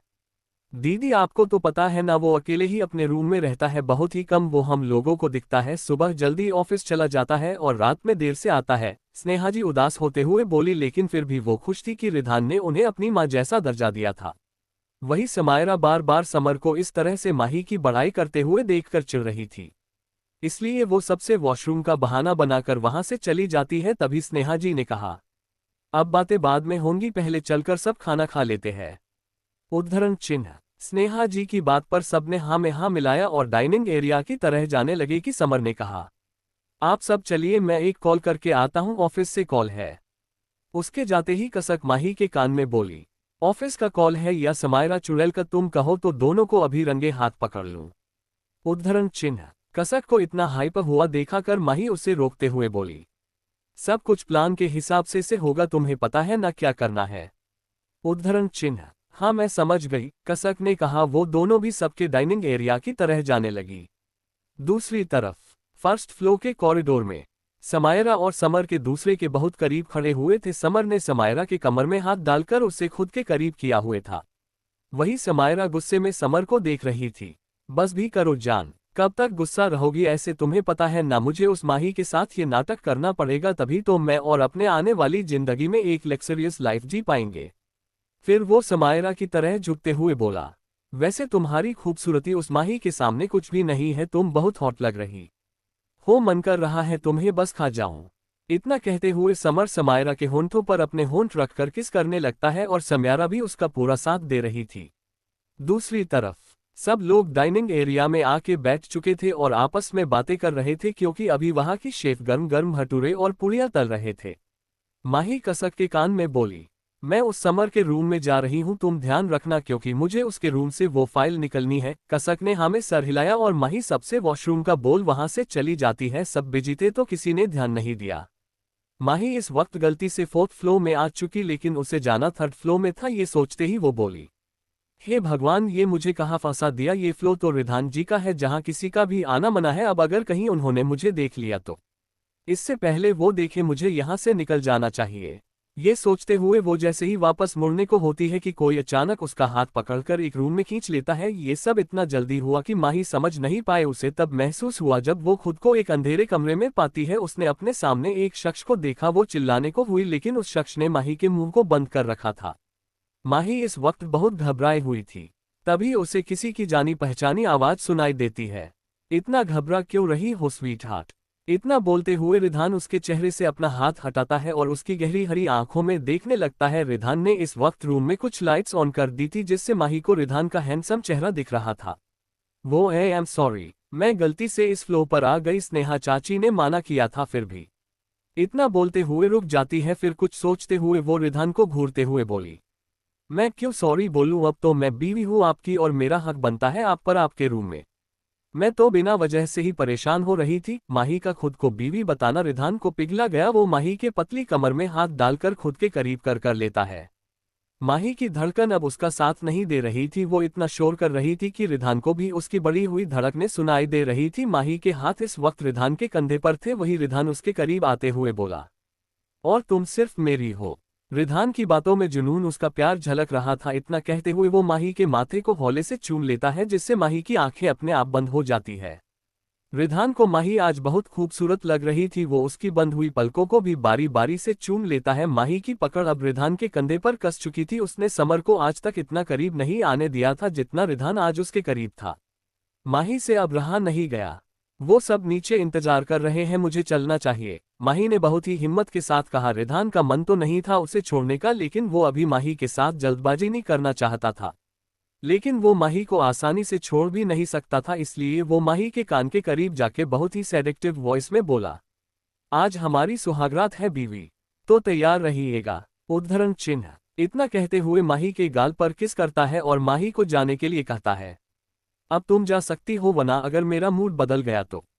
रिधान इतना कहता कि उससे पहले ही माही 9:02:11 हो चुकी थी। उसकी स्पीड देखकर रिधान के चेहरे पर स्माइल आ गई।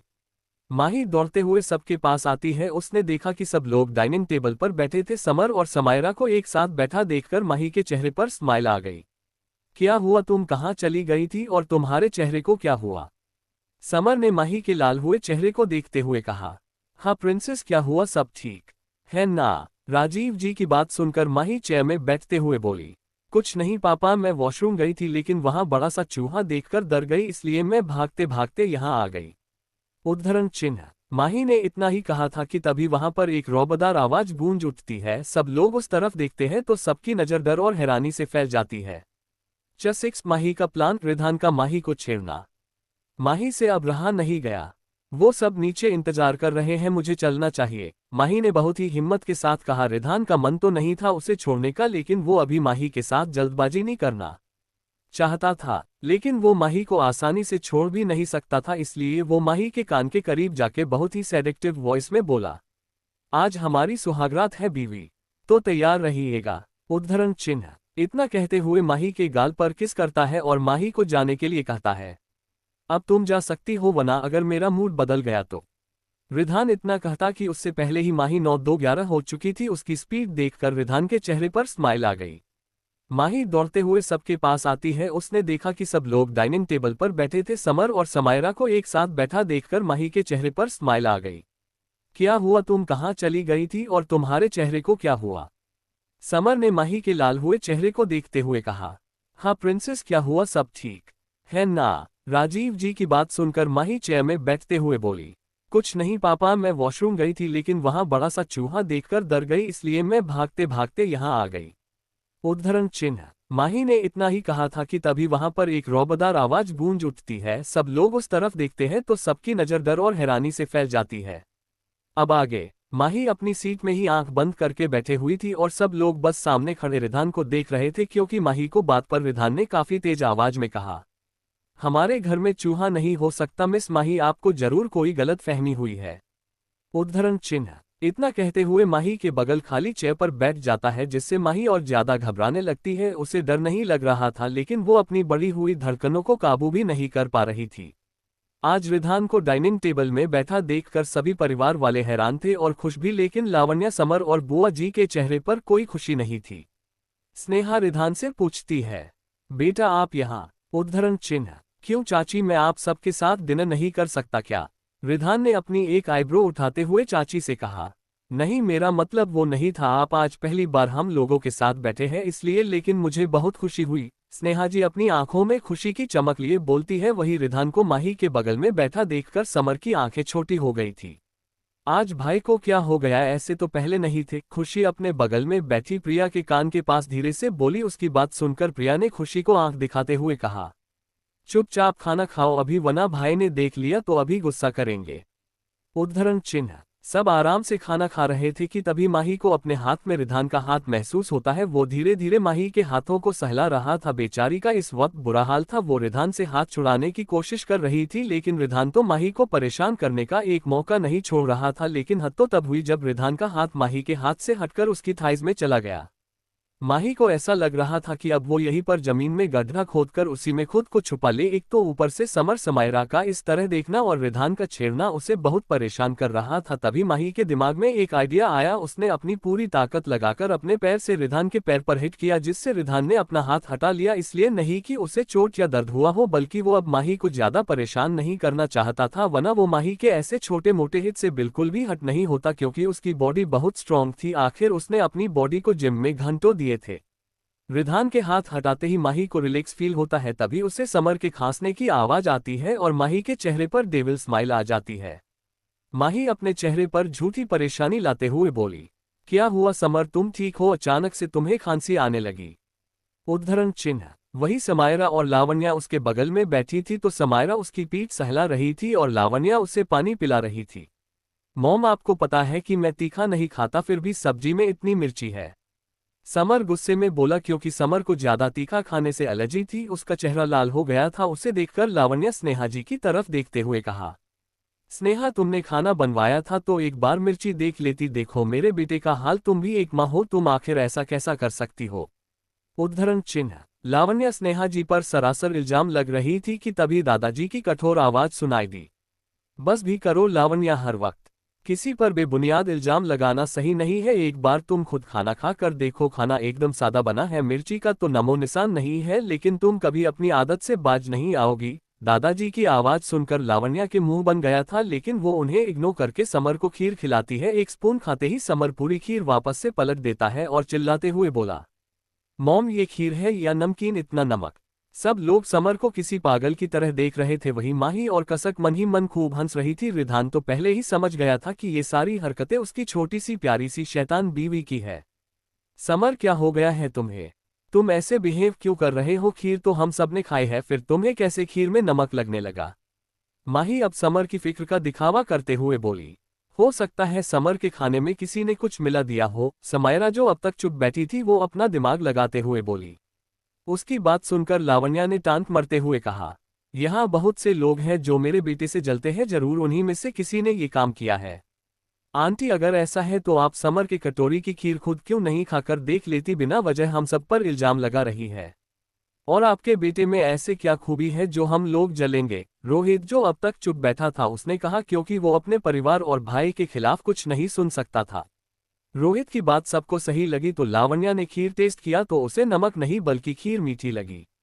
वो समर को देखने लगी जिसका चेहरा लाल था और आंखें गुस्से से लाल। वो बोली, जरूर समर की तबीयत खराब है, शायद उसे टेस्ट अजीब लग रहा है। बेटा तुम चलो थोड़ा आराम कर लो। उद्धरण चिन्ह। लावण्या बोलते हुए समर को उसके रूम में ले जाने लगी। दरअसल माही ने समर को पानी में एक ऐसा लिक्विड मिला कर दे दिया था जिससे उसका टेस्ट खराब हो चुका था। माही को समर की परेशानी देखकर थोड़ा सुकून मिलता है। फिर सब लोग आराम से डिनर करते हैं। आज स्नेहा जी, खुशी और प्रिया माही और कसक को रोक लेती है क्योंकि उन लोगों ने रात में गेम खेलने का प्लान बनाया हुआ था। समायरा तो बिना रोके ही रुक जाती है और बाकी परिवार वाले चले गए थे। 7 माही और रिधान की पहली किस्त। समायरा के दिल में रिधान का ख्याल। खुशी के रूम में इस वक्त रोहित, प्रिया, खुशी, माही, कसक मौजूद थे। माही की सबसे बहुत गहरी दोस्ती थी। खुशी माही को बहुत पसंद करती थी। खुशी ने माही से कहा, माही अगर तुम्हें शादी करनी थी तो मेरे रिधान भाई से करती। वो तो समर से लाख गुना हैंडसम और अच्छे हैं, लेकिन मुझे समझ नहीं आता कि आखिर तुझे उस चिलगोजे में क्या अच्छा लगा। खुशी की बात पर प्रिया और रोहित भी उसका साथ देते हुए बोले, हाँ यार माही, वो छछूंदर को आज देखा कैसे नाटक कर रहा था। मुझे तो वो बिल्कुल नहीं पसंद है। पता नहीं मेरे घरवाले इस क्यों झेल रहे हैं। उद्धरण चिन्ह। माही उन दोनों की बात सुनकर बोली, देखो तुम लोग प्लीज रिलैक्स हो जाओ, और रही बात समर की तो मैं तुम लोगों को आज एक सीक्रेट बताती हूँ, पर प्लीज तुम सब वो सीक्रेट रिवील नहीं करोगे। माही ने कहा क्योंकि वो जितना कसक पर भरोसा करती थी उतना ही खुशी, प्रिया और रोहित पर माही और कसक से सारी बातें बता दी सिवाय अपने पुनर्जन्म की। माही की बात सुनकर खुशी उछलते हुए माही के गले लग गई। ओ माय गॉड माही, मैं बहुत खुश हूं कि तुमने मेरे भाई को चुना और तुम मेरी भाभी बन गई। उद्धरण चिन्ह। ओह तभी आज भाई नीचे डिनर करने आए थे सिर्फ तुम्हारे लिए। प्रिया ने सोचते हुए अपने चेहरे में स्माइल लाते हुए कहा। वही रोहित भी बहुत खुश था। तभी अचानक माही ने कहा, मैं जानती हूँ तुम लोगों को समर अच्छा नहीं लगता है, लेकिन वो बहुत अच्छा है, मेरा बहुत ध्यान रखता है और प्यार तो पूछो नहीं। वो मुझसे इतना प्यार करता है कि अगर मैं उससे कहूँ कि दिन तो वो दिन बोलेगा। मेरे कुछ भी कहने से पहले वो समझ जाता है कि मुझे क्या चाहिए। तारांकन। माही की बातें किसी को समझ नहीं आ रही थी, इसलिए खुशी आगे बोलते उससे पहले ही माही ने सबको मिरर में देखने का इशारा किया क्योंकि समायरा रूम के विंडो के पास खड़ी होकर सब सुन रही थी। माही की बातें सुनकर समायरा को बहुत जलन हो रही थी कि तभी माही बात आगे बढ़ाते हुए बोली, तुम सबको पता है समर मुझे एंगेजमेंट में ब्लू डायमंड रिंग पहनाने वाला है। पता है उसका प्राइस कितना है? पूरे 40 लाख। माही की बातें समायरा को अंदर तक जला रही थी। वो गुस्से में खुद से बोली, आज तक समर में मुझे कभी 40,000 की रिंग नहीं पहनाए और इस 2 कौड़ी की लड़की को 40 लाख की, उसे तो मैं छोड़ूंगी नहीं। इतना सोचते हुए वो वहां से समर के रूम की तरफ चली जाती है। उसके जाते ही सब लोग हंसने लगते हैं। वाह माही, क्या कमाल की एक्टिंग करी है, मजा आ गई। एक बार के लिए हम लोग भी सीरियस हो गए थे। रोहित हंसते हुए माही से बोला। तभी प्रिया ने कहा, वैसे माही आज तो तुम्हारी सुहाग रात है, तो बताओ क्या प्लान है तुम्हारा।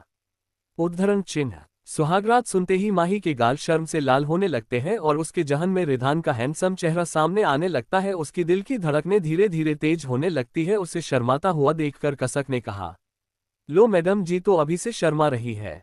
वैसे मेरे पास एक आइडिया है, क्यों ना आज हम लोग गेम खेले और उस गेम से समायरा की बैंड बजाए। उद्धरण चिन्ह। ट्रूथ एंड डरे। रोहित ने कहा। उसकी बात पर खुशी बोली, बिल्कुल सही, तुम सब छत में चलकर सेटअप बनाओ, मैं समर और समायरा और रिधान भाई को बुलाकर लाती हूँ। उद्धरण चिन्ह। लेकिन रिधान भाई मानेंगे? प्रिया ने पूछा क्योंकि रिधान तो कभी ठीक से बात तक नहीं करता था, तो आज गेम के लिए कैसे मान जाता। तभी खुशी ने कहा, जब भाई माही के लिए नीचे डिनर पर आ सकते हैं तो गेम के लिए भी आ जाएंगे। उसकी बात पर सबने हामी भरी और सब लोग छत में जाने लगे। वही खुशी ने समर और समायरा को भी इन्फॉर्म कर दिया था। अब वो रिधान के रूम में गई। उसने देखा कि रिधान इस वक्त अपने लैपटॉप में काम कर रहा था। उसने कहा, भाई आप चलिए हमारे साथ, हम लोग गेम खेलने जा रहे हैं, आप चलेंगे तो बहुत अच्छा लगेगा। खुशी की बात सुनकर रिधान ने कहा, छोटी अभी एक इम्पॉर्टेंट फाइल पढ़ रहा हूं, तुम लोग खेलो जाकर। उद्धरण चिन्ह। रिधान के मना करने पर खुशी अपना तैयार किया हुआ जाल फेंकते हुए बोली, ठीक है भाई कोई बात नहीं, वैसे भी माही चाह रही थी कि आप आओगे तो उसे अच्छा लगेगा। कोई बात नहीं, आप काम करिए, समर है वो माही के साथ बैठ जाएगा। तारांकन। इतना कहते हुए खुशी जैसे ही मुड़ी कि उसे रिधान की आवाज सुनाई दी, मेरा काम हो गया चलो। इतना कहते हुए रिधान ने अपना फोन उठाया और चाल दिया। उसकी इस हरकत पर खुशी मुस्कुराते हुए खुद से बोली, मुझे पता था भाई कि आप जरूर आएंगे क्योंकि आप माही को समर के साथ बिल्कुल देखना नहीं चाहते। क्या प्यार है, मतलब रिधान माही के लिए अपनी इम्पोर्टेंट फाइल छोड़ सकता है? वो बहुत जेलस फील कर रहा है। थोड़ी ही देर में सब लोग छत पर थे। रिधान, माही, समर, समायरा, प्रिया, खुशी और रोहित सब एक टेबल के चारों ओर राउंड बनाकर बैठे थे। माही रिधान और कसक के बीच बैठी थी। रिधान के बगल खुशी, प्रिया और समायरा, फिर समर और रोहित, फिर कसक, ऐसे करके सब लोग बैठे थे। रिधान के माही के करीब बैठा हो और उसे परेशान न करे, ऐसा हो नहीं सकता। रिधान और माही जिस साइड बैठे थे वहां बैक साइड में अंधेरा था, जिसे रिधान माही की कमर को आसानी से सहला सकता था। बीच टेबल में एक बाउल में चिट रखी थी और एक बोतल वाइन और भी बहुत चीज थी। खुशी सबको गेम समझते हुए बोली, हम लोग ट्रुथ डेयर खेलेंगे तो गेम की कुछ शर्तें हैं। ट्रुथ ने सिर्फ सच बोला जाएगा और जो भी डरे होगा उसे मंजूर करना होगा, और एक इंसान से सब लोग बारी बारी सवाल पूछेंगे, लेकिन सबसे पहले जो बोतल घुमाएगा वही पहले क्वेश्चन पूछेगा। अगर कोई फेल हुआ तो ये वाइन का 2 शॉट पीना होगा। खुशी की बात पर सबने ने हाँ में सर हिलाया। तो प्रिया बॉटल घूमती है तो वो बॉटल सबसे पहले कसक पर जाकर रुकती है। प्रिया, ट्रुथ या डेयर? कसक, ट्रुथ। ओके, फिर तुम ये बताओ कि तुम्हारा कोई बॉयफ्रेंड है या फिर कोई सीक्रेट क्रश? प्रिया ने कहा। उसका सवाल सुनकर कसक ने स्माइल के साथ जवाब दिया, नहीं प्रिया, मैं अभी तक सिंगल हूं, मेरा कोई क्रश नहीं है। लेकिन कसक की बात सुनकर वहां पर बैठा एक शख्स जिसके चेहरे पर मुस्कान आ गई, ये और कोई नहीं बल्कि रोहित था, जो कसक को लाइक करने लगा था। कसक के बाद कसक ने बॉटल घुमाया तो बॉटल अब समर पर रुकी। मैं ट्रुथ चूज करूंगा, बॉटल रुकने पर समर ने कहा। तो तुम ये बताओ कि तुम्हारी लाइफ में माही के अलावा भी और कोई है क्या? कसक ने पूछा। उसके सवाल सुनकर समर एक पल के लिए तो थोड़ा टेंस हो गया, लेकिन फिर अपने चेहरे पर स्माइल लाते हुए माही की तरफ प्यार से देखा और कहा, मैं माही से सच्चा प्यार करता हूं और उसके अलावा मेरी जिंदगी में कोई नहीं है और न कभी होगी। मेरी लाइफ में सिर्फ माही है। उद्धरण चिन्ह। उसके जवाब से वहां बैठे सभी लोग जबरदस्ती मुस्करा रहे थे, लेकिन रिधान, उसका चेहरा गुस्से से लाल हो चुका था। वो भला कैसे बर्दाश्त कर सकता था? लेकिन समायरा का पूरा ध्यान इस वक्त रिधान को देखने में था। रिधान समर से ज्यादा अट्रैक्टिव और हैंडसम था। ये चीज माही ने नोटिस कर ली थी। तभी समर बॉटल घुमाता है और बॉटल जाकर प्रिया के तरफ रुकी। मैं डेयर लूंगी because I am very dairying. Summer, तुम चाहे तो बाउल से चिट निकल कर दो या फिर अपने मन से मैं रेडी हूं, प्रिया ने खुश होते हुए कहा। समर ने बाउल से चिट निकली और प्रिया को दिया। चिट में श्रद्धा कपूर लिखा था और उसके मूवी का एक गाना गाना था। प्रिया ने अपना डरे कंप्लीट करते हुए हॉफ गर्लफ्रेंड मूवी का सॉन्ग मैं फिर भी तुमको चाहूंगी गया। फिर प्रिया बॉटल घुमाती है तो बॉटल जाकर रिधान पर आई है। भाई, डेयर या ट्रुथ? प्रिया ने कहा, लेकिन मन ही मन वो सोच रही थी कि रिधान डेयर ले ले और फिर वो एक बढ़िया डेयर द। और हुआ भी कुछ ऐसा, रिधान ने डेयर चूज किया। ठीक है, तो आपका डेयर ये है कि आपको माही को किस करना होगा। प्रिया की बातें सुनकर सब हैरान हो गए, वही रिधान और माही तो ज्यादा। वो मना करते हुए बोली, प्रिया ये कैसा डेयर है? उद्धरण चिन्ह। हाँ प्रिया, तुम भूल रही हो कि माही मेरी मंगेतर है, तो रिधान कैसे मेरे मंगेतर को किस कर सकता है? समर ने भी गुस्सा दिखाते हुए कहा। लेकिन रिधान को तो बस मौका चाहिए था। उसने समर को आंख दिखाते हुए कहा, मेरा नाम रिधान ओबरॉय है और मैं कभी किसी से हारता नहीं हूं और न ही झुकता हूं। इतना कहते हुए वो माही के गर्दन में हाथ डालता है और उसके करीब जाने लगता है। वही माही ने कसके अपनी आंख बंद कर ली थी और उसके होंठ फड़फड़ाने लगे थे कि तभी उसे अपने होंठों पर कुछ महसूस नहीं किया, क्योंकि रिधान ने उसके होंठों पर नहीं बल्कि उसके माथे को चूमा था। वो माही के एक्सप्रेशन देखकर जान गया था कि माही क्या सोच रही है। उसने माही के कान के पास जाकर कहा, डोंट वरी, मैं वहां भी किस करूंगा, लेकिन प्राइवेट में। उद्धरण चिन्ह। इतना बोलकर वो उठ गया और जाते हुए बोला, मेरा गेम खत्म, मेरी एक इंपॉर्टेंट मीटिंग है। उद्धरण चिन्ह। उसके जाते ही सब लोग गेम कंटिन्यू करते हैं और थोड़ी देर खेलकर वापस अपने रूम में सोने चले जाते हैं। माही, खुशी और प्रिया कसक चारों साथ में ही सोने वाली थी कि तभी माही के फोन में रिधान का मैसेज आया, अभी मेरे रूम में आओ, अर्जेंट है। रिधान का मैसेज पढ़कर माही ने कहा, यार मैं अभी आती हूँ, थोड़ा काम याद आ गया। उद्धरण चिन्ह। अच्छा जी, रात के 1 बजे तुम्हें कौन सा काम याद आ गया? मुझे सब पता है, भाई के पास जा रही हो ना? जाओ जाओ, मैं संभाल लूंगी सब। खुशी ने मुस्कुराते हुए कहा। वही माही ने सिर्फ स्माइल दी और कहा, कल सुबह का प्लान मत भूलना, हम लोगों को समायरा से बदला लेना है। उद्धरण चिन्ह। इतना कहते हुए वहां से चली जाती। रिधान के रूम में आते ही उसने रूम में चारों तरह नजरें दौड़ाई, लेकिन रूम में रिधान नहीं था। अजीब है, मुझे बुलाकर पता नहीं कहाँ चले गए। माही ने मुंह बनाते हुए कहा ही था कि तभी रिधान बाथरूम से बाहर निकलता है। उसे देखकर माही का गला सूखने लगा था क्योंकि रिधान इस वक्त शावर लेकर आ रहा था। उसने लोअर बॉडी में सिर्फ ब्लैक टॉवल पहन रखी थी। बालों से टपकता हुआ पानी उसके गर्दन से होता हुआ उसके चेस्ट से नीचे जा रहा था। उसके 6 पैक एब्स देखकर माही को छूने का मन कर रहा था। माही रिधान को देखने में इतनी खो गई थी कि कब रिधान उसके करीब आ गया माही को पता ही नहीं चला। रिधान माही के करीब आते हुए उसके हाथों को लेकर अपने चेस्ट पर रख देता है और उसके कमर में हाथ डालकर अपने करीब कर लेता है। उसकी इस हरकत से माही होश में आती है और अपनी नजरें झुका लेती है।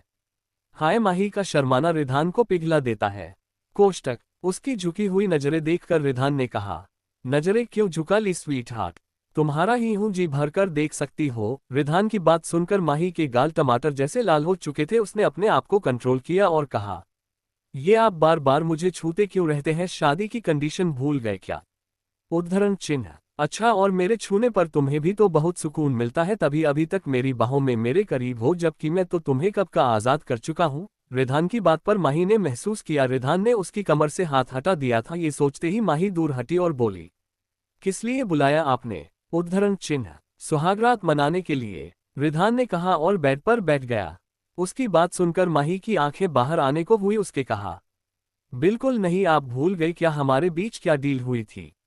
उद्धरण चिन्ह बिल्कुल नहीं, मैं तो बस मजाक कर रहा था, चलो अब एक अच्छी बीवी की तरह मेरे बाल सुखाओ। रिधान ने टॉवल की तरफ इशारा करते हुए कहा। माही ने भी टॉवल उठाया और रिधान के सामने आके उसके बाल सुखाने लगी। माही का पूरा फोकस रिधान के बालों में था, लेकिन रिधान की नजर माही के पतली कमर और उसके चेस्ट पर टिकी थी। माही ने इस वक्त ब्लू सेटिन का नाइट सूट पहना हुआ था, जिसमें ऊपर हाफ स्लीव की शर्ट थी जो कि हल्की लूज थी और फुल पायजामा शर्ट और पायजामा के बीच थोड़ा गैप था, जिससे रिधान को माही का गोरा पेट और उसकी नेवल दिख रही थी।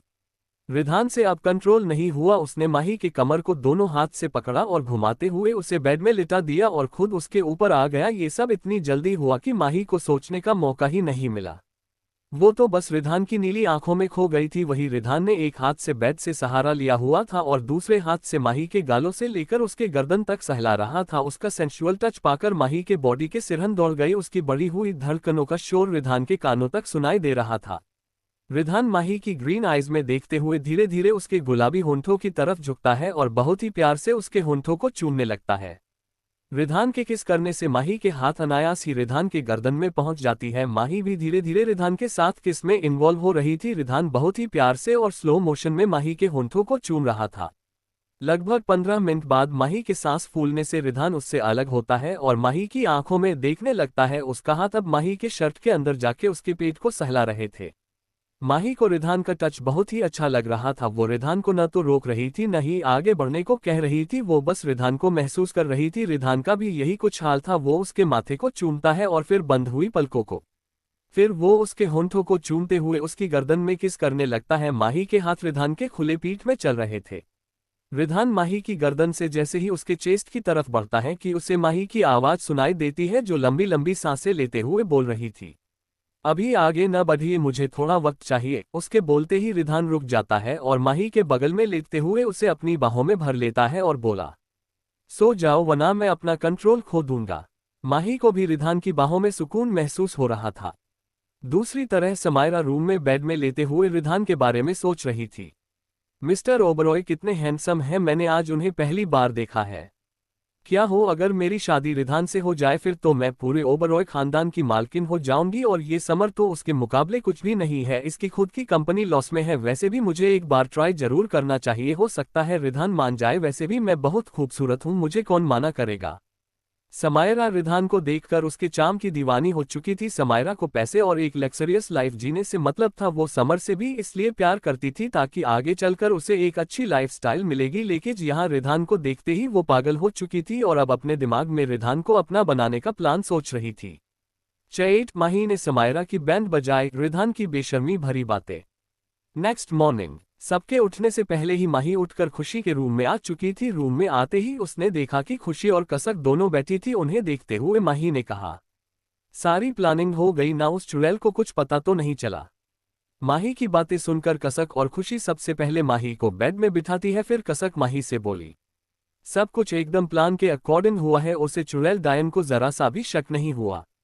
हाँ भाभी, मैं तो बस सोच सोच कर खुश हो रही हूँ कि कब वह हम सबके सामने आए और उसकी बैंड बाजे। खुशी अपने मन में समायरा का गुस्सा और उसके चेहरे को इमेजिन करते हुए बहुत ज्यादा खुश हो रही थी। दरअसल माही ने ये प्लान बनाया था कि वह समायरा के टॉवल में ब्लैक कलर का कलर लगा देगी, जिससे हमारा जब अपने चेहरे को पहुंचेगी तो पूरा कलर उसके चेहरे में लग जाएगा। माही को पता था कि हमारा सुबह सुबह उठने के बाद मेकअप नहीं करती है, सबसे पहले वह नीचे आकर काफी और नाश्ता करती है।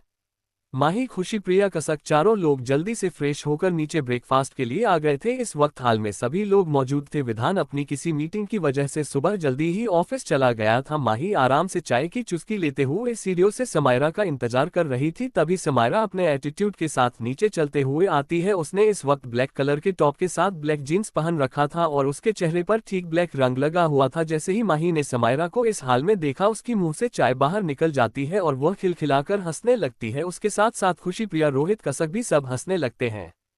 पूरा परिवार इस वक्त समायरा को देख रहा था और सभी के फेस पर फनी वाली स्माइल की। समायरा वाकई में इस वक्त किसी काली नागिन या चुड़ैल की तरह लग रही थी। वह बहुत मजाकिया लग रही थी। उसका ये रूप देखकर माही की हंसी रुक ही नहीं रही थी। वही कसक ने जल्दी से अपना मोबाइल निकालकर समायरा का वीडियो शूट कर लिया था। अपने ऊपर हंसता हुआ देखकर समर को कुछ समझ नहीं आया। उसने पूछा, तुम सब मुझे देखकर हंस क्यों रहे हो? क्या मेरे चेहरे पर कुछ लगा है? तारांकन, लगता है आज तुमने नहाया नहीं, क्योंकि अगर नहाया होता तो तुम्हारा मुंह काला न होता। रोहित हंसते हुए समायरा का मजाक उड़ाते हुए कहता है, बुरी नजर वाली, तेरा मुंह काला, मुंह काला, तेरा मुंह काला। खुशी गाना गाते हुए समायरा के चारों तरफ घूमते हुए बोली। समायरा का चेहरा इस वक्त गुस्से से लाल था। वही समर को भी मन ही मन हंसी आ रही थी, लेकिन वो सामने जाहिर नहीं कर रहा था। सच बताऊं तो मैं भी बहुत हंस रही थी समायरा को इमेजिन करके। वो चुड़ैल डायन से भी ज्यादा भयानक और मजाकिया लग रही थी। समर समायरा की हरकत देखकर कुछ समझ नहीं पाया। उसने समायरा से कहा, तुम्हारी यह क्या है? तुमने अपने चेहरे पर यह काला रंग क्यों लगाया हुआ है? उद्धरण चिन्ह। समर की बात सुनकर समायरा अपने चेहरे को छूती है और तुरंत पहचान जाती है। वो जल्दी से अपना मोबाइल निकालकर कैमरा ऑन करके देखती है तो इतनी हैरान हो जाती है। उसने गुस्से से माही, खुशी की तरफ देखते हुए कहा, उद्धरण चिन्ह, ये सब तुम लोगों ने किया है ना? तुम लोगों की हिम्मत भी कैसे हुई मेरे साथ इतना भद्दा मजाक करने की? तुम्हें तो मैं। वो जैसे ही माही को मारने के लिए हाथ उठाती है तो वैसे ही माही उसका हाथ पकड़ लेती है। अपनी आंखों में आंसू लाते हुए समर से बोली, समर, देखा न तुमने दी को, मैं भला उनके साथ ऐसा मजाक क्यों करूंगी? फिर समायरा की तरफ देखते हुए, दी, आपको हो क्या गया है? आप मुझ पर ऐसे कैसे ब्लेम लगा रही है? उद्धरण चिन्ह। माही की एक्टिंग देखकर खुशी, प्रिया और रोहित, कसक चारों हैरान था, क्योंकि माही की एक्टिंग एकदम रियल लग रही थी। माही की बातें सुनकर समर माही की साइड लेते हुए बोला, समायरा, तुम बेचारी माही पर इल्जाम क्यों लगा रही हो? वो भला तुम्हारे साथ ऐसा क्यों करेगी? जरूर तुम्हें कोई गलतफहमी हुई है, चलो माफी मांगो माही से। उद्धरण चिन्ह। समर की बात सुनकर माही के मन में खुशी और समायरा का चेहरा गुस्से से तमतमा उठा। मैं क्यों माही मांगू? मैंने ऐसा क्या कह दिया? देखा नहीं तुमने ये सब कैसे हंस रहे थे?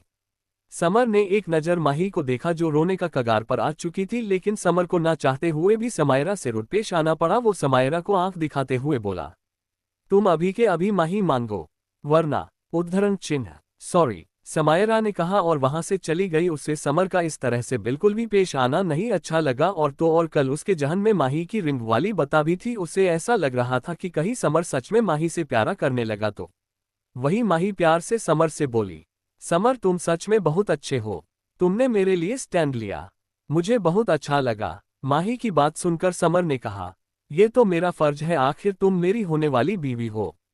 और मन में बोला, तुम्हें तो बहुत अच्छा लगा। लेकिन समायरा बहुत गुस्सा हो गई। ये लड़की भी बहुत पागल है, जरा सी बात पर रोना चालू कर देती है। बस एक बार शादी हो जाए फिर मुझे ये नाटक नहीं करना पड़ेगा। लेकिन समायरा के साथ ये हरकत किसने की? ये सोचते हुए वो एक नज़र खुशी को देखता है, फिर रोहित और प्रिया को। प्रिया तो ऐसा करेगी नहीं क्योंकि वो मेच्योर है। और रही बात रोहित की, तो वो तो सुबह से ही मेरे सामने है। फिर क्या ये खुशी ने? हाँ जरूर, उस विधान की चमची ने की होगी। वैसे भी उसे तो कोई कुछ कहता नहीं। एनीवे, मुझे अभी कसक के पास जाना चाहिए। इतना सोचते हुए माही से बोला, माही, अब मैं चलता हूँ, मुझे ऑफिस के लिए लेट हो रहा है। उद्धरण चिन्ह। दूसरी तरफ समायरा अभी अभी बाथरूम से बाहर निकली थी। उसका चेहरा पूरा रेड हो चुका था और जलन भी हो रही थी। उसने बहुत मुश्किल से कलर छुड़ाया था। तभी उसे अपने सामने समर दिखा जो बेड पर बैठा था। उसे देखा समायरा उसके ऊपर टॉवल फेंकते हुए गुस्से में बोली, अब यहाँ क्या कर रहे हो, जाओ उसी माही के पास। तुम्हारी हिम्मत कैसे हुई समर सबके सामने मुझसे इस तरह से बात करने की और उससे माफी मंगवाने की? तुम्हें पता है मुझे कितनी इंसल्टिंग फील हो रही थी। तारांकन। समायरा के गुस्से को भांपते हुए समर उसे अपनी बाहों में भर लेता है और प्यार से मनाते हुए बोला, मैं समझता हूँ यार, लेकिन मुझे वो सब करना पड़ा ताकि मैं माही के नज़र में अच्छा बन सकूं और राजेश अंकल से इन्वेस्टमेंट के लिए कह सकूं बस 1 महीना और फिर हमारी शादी हो जाएगी, तो तुम सारे बदले उससे ले लेना। उद्धरण चिन्ह। समर की बात और उसके टच से समायरा काफी हद तक रिलैक्स हो चुकी थी, लेकिन अभी भी उसके दिमाग में माही से बदला लेने फितूर सवार था और वो इतनी जल्दी नहीं जाने वाला था। तभी उसके दिमाग में ख्याल आया, मुझे ऐसा क्यों लग रहा है कि ये समर मुझे सिर्फ बहला रहा है? अगर ऐसा है तो मुझे जरूर बैकअप प्लान बनाना होगा और मेरा बैकअप प्लान मिस्टर ओबरॉय होंगे। उद्धरण चिन्ह। दोपहर का वक्त था। माही अपने घर वापस आ चुकी थी। वो अपने मॉम डैड के रूम में जाती है तो देखती है उसके डैड बेड में बैठे कुछ फाइल पढ़ रहे थे और मॉम बुक्स पढ़ रही थी। मम्मा, पापा, माही ने आवाज दिया। माही की आवाज सुनकर सिया जी माही की तरफ देखते हुए बोली, माही बेटा तुम यहाँ वहाँ क्यों खड़ी हो, अंदर आओ। माही अंदर आती है और अपने पापा के पास जाके बैठते हुए बोली, पापा मुझे आपसे कुछ बात करनी है। उद्धरण चिन्ह। क्या बात है, बोलो प्रिंसेस।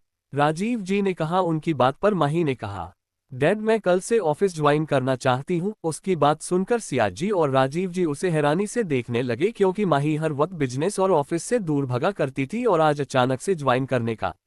माही उन दोनों के चेहरे के एक्सप्रेशन देखकर ही समझ गई थी कि उसके मम्मा पापा क्या सोच रहे हैं। उसने एक गहरी सांस ली और कहा, मैं जानती हूँ आप सब यही सोच रहे हैं कि मैं आज बिजनेस में कैसे इंटरेस्ट लेने लगी, पर बात तो ये है कि दादाजी ने मुझे ये सब दिया है तो उन्होंने सोच समझकर ही मुझे अपना वारिस बनाया होगा, तो मैं उनके भरोसे को टूटने नहीं देना चाहती। और सबसे बड़ी बात, मैं आप दोनों का सहारा बनना चाहती हूँ और कंपनी को अपनी मेहनत से आगे ऊंचाई पर ले जाना चाहती हूँ।